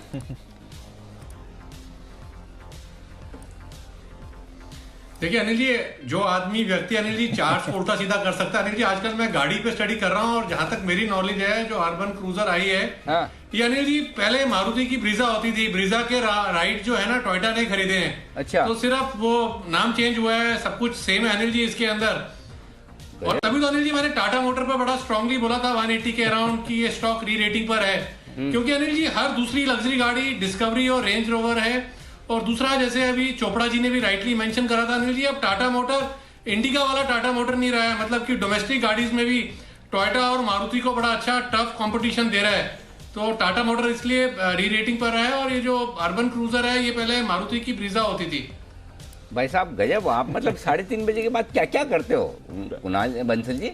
मतलब फार्मा पे तगड़ी रिसर्च है आपकी। अभी ऑटो भी पता चला, हमारे से ज्यादा ऑटो के बारे में आपको पता है। नेक्स्ट गेस्ट बंसल जी को बनाना चाहिए। गजब है बंसल जी, वाह, मान गए। तो ये इसको कहते हैं समय का सदुपयोग। जी जी बंसल जी। देखिए अनिल जी, अब मुंबई आना है उसके लिए बजट के लिए, तो अनिल जी 3:30 के बाद अपनी वाइफ को लेकर गाड़ी के शोरूम में निकल जाता हूँ अनिल जी कि इसको लेंगे अनिल जी। तो वहां पर आराम से चाय बिस्किट भी लेता हूँ, गाड़ी देख के वापस आता हूँ, पूरी R&D कर रहा हूँ अनिल जी। मार्च में अच्छे ऑफर्स आएंगे ना। ये सबसे बड़ी बात है ना, बंसल जी का दिल बड़ा साफ है, जो है ना मन में वो बोल देता है, ऐसा आर्टिफिशियल बिल्कुल नहीं है। ये बात मुझे बड़ी पसंद आती है। जी कुणाल जी कुछ विशेष टिप्पणी कर रहे हैं। जी कुणाल जी। अनिल जी देखिए, बंसल जी से मेरी चर्चा हुई थी गाड़ी के बारे में, तो अब ये कह रहे हैं कि ये इलेक्ट्रिक व्हीकल लेंगे। अनिल जी टेस्ला लेने की सोच रहे हैं बंसल जी। तो मैंने उनको सुझाव दिया अनिल जी, इससे बेटर उड़न तश्तरी खरीदें। तो बंसल जी को वही सूट करेगी अनिल जी? ये मुंबई के लिए ज़्यादा जरूरी है। हालांकि दिल्ली में भी ट्रैफिक तो होता ही है, खैर ट्रैफिक तो सभी जगह है, बट चलिए अच्छा है। नई नई गाड़ियों का अगर आप शौक रखते हैं तो ज़रूर आज शाम को 4:30 बजे वाला शो देखिए। अब शाम का 6 बजे वाला शो बड़ा इंटरेस्टिंग है। व्हाट्सएप पर तो हंगामा ही मचा हुआ है। व्हाट्सएप एक बार फिर से सुर्खियों में, लेकिन इस बार गलत वजहों से। अभी इसकी नई प्राइवेसी पॉलिसी पर तो हंगामा मचा हुआ है, बवाल मचा हुआ है। अब ये एक और खबर आई कि गूगल पर व्हाट्सएप ग्रुप्स की जानकारी लीक हो रही है। इसका मतलब ये कि अगर आप किसी व्हाट्सएप ग्रुप में हैं तो आपकी कोई भी वहां पर हैकिंग कर सकता है ग्रुप की। अब तक तो इंडिविजुअल की होती थी, अब ग्रुप की भी। और वहां पर आपके चैट पढ़े जा सकते हैं, आपका प्राइवेट ग्रुप ज्वाइन कर सकता है, और व्हाट्सएप की इस तरह की गलती से ग्रुप में शामिल सभी लोगों के फ़ोन नंबर, प्रोफाइल, फोटो सब कुछ एक साथ मिल जाएगा। अभी क्या होता है, देखो हैकर्स भी तो और सब समझदार है ना, तो कहाँ एक एक ढूंढेंगे पूरे। अब जैसे सपोज जी बिजनेस एक्सक्लूसिव क्लब है, अब हमारे 12 महारथी हैं सारे के साथ। अब ये नितिन जी का ढूंढना हो विषय, जो कहाँ एक नितिन जी का पता लगाए। और ये वागले साहब तो हमारे जैसे सोशल मीडिया पे एक्टिव भी नहीं, इनको तो ढूंढना चाहें तो ना ढूंढ पाए। तो कहा बढ़िया एक इस ग्रुप में हैकिंग कर दो, अपने आप सारे के सारे बाजार के जितने दिग्गज आपको मिल जाए। ये वाला काम चल रहा है। तो उसमें आपके फ़ोन नंबर मिल जाते हैं, पिक्चर मिल जाता है। और ऐसा हुआ क्यों? क्या व्हाट्सएप अब बिल्कुल भी सेफ नहीं है? क्या आप सेफ्टी, सिक्योरिटी और प्राइवेसी के कारण से व्हाट्सएप को छोड़ने का मन बना चुके हैं? हो रहा है एक्चुअली। अब बहुत सारे लोग व्हाट्सएप से धीरे धीरे दूसरी ऐप्स पे जा रहे हैं, और वहाँ पर हर रोज आजकल तो नोटिफिकेशन आते हैं 50-100, इसने ये वाला ज्वाइन किया, उसने वो वाला ज्वाइन किया। सिग्नल केयर, इसके जब से एलन मस्क ने कहा तो उसके बाद तो सिग्नल चल ही पड़ा है। सर सिग्नल के नाम का कोई और स्टॉक था जिसका कंपनी से कुछ लेना देना नहीं। 10 गुना वो स्टॉक बढ़ गया जब से इलॉन मस्क ने ट्वीट करा, और कंपनी से कुछ लेना। अमेरिका में ना? हाँ, अमेरिका में भी। हाँ, अमेरिका में भी है भाई साहब। ऐसा नहीं कि हिंदुस्तान में गुजरात, मध्य प्रदेश, राजस्थान है, अमेरिका में भी है। और वहां पर भी पूरे सारे के सारे रिटेल इन्वेस्टर जो कीचड़ में कमल खिलाएंगे बस। मतलब सिग्नल नाम होना चाहिए, दिमाग इन्वेस्ट नाउ इन्वेस्टिगेट लेटर।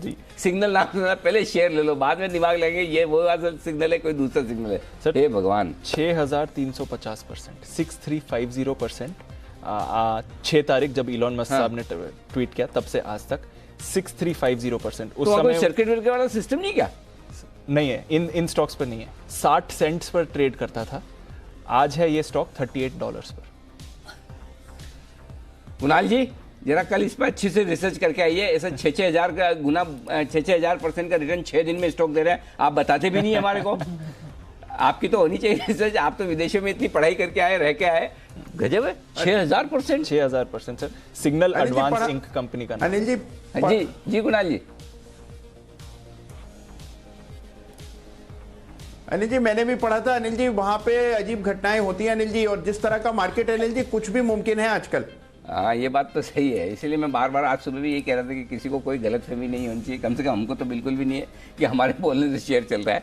ये तो मार्केट, ये जो बोलो वो चल जाता है। अच्छा, फिर भी किसी को गलतफहमी हो कि मेरे बोलने से चला, तो इस तरह के मार्केट में शॉर्ट वाला कॉल देके 5 मिनट बोले स्टॉक पे पता चल जाएगा अपने बोलने की ताकत कितनी है। तो उल्टा बोल के भी देख लो अगर ताकत है। पॉइंट सिंपल है, बाजार ही ऐसा है, कोई क्या कर सकता है। ये पागलपन वाला मार्केट है। अब है तो है, चल रहा है। और सिर्फ हमारे यहाँ थोड़ी, अगर अमेरिका में 6 दिन में 6,000% बढ़ जाए स्टॉक तो फिर कहना ही क्या। तो चलिए, ये है आपके लिए व्हाट्सएप पर स्पेशल शो। राज हरिया साहब होंगे हमारे साथ, वो रिसर्चर हैं इंटरनेट सिक्योरिटी के, और डॉक्टर प्रशांत माली साहब होंगे, जाने माने साइबर सिक्योरिटी एक्सपर्ट हैं। व्हाट्सएप होशियार, नए विकल्प तैयार, ये है आज का विशेष शो। आप अपनी राय, सवाल, जो भी सुझाव है लिख भेजिए, हैशटैग का इस्तेमाल करें ट्विटर पर। आपकी खबर, आपका फायदा। चलिए, ये है आपके लिए शो। फाइनल क्लोजिंग एक बार आपके सामने रख दूं। 340 अंकों की मजबूती के साथ बैंक निफ्टी बंद हुआ है 32,339 पर। 78 अंकों की मजबूती के साथ निफ्टी बंद हुआ है 14,563 पर। और सेंसेक्स ने लगाई छलांग 247 अंकों की, आधा % मजबूत सेंसेक्स निफ्टी, तो बैंक निफ्टी में 1% का उछाल। आज के शो की समाप्ति, विदा लेने का वक्त। चोपड़ा साहब का बहुत बहुत धन्यवाद, साथ ही हमारे दिल्ली के महारथियों का, नितिन जी, कुणाल जी, राकेश जी का भी दिल से शुक्रिया, और साथ ही मुंबई वाले वागले साहब और सुमित जी का भी बहुत बहुत धन्यवाद हमारे लिए वक्त निकालने के लिए।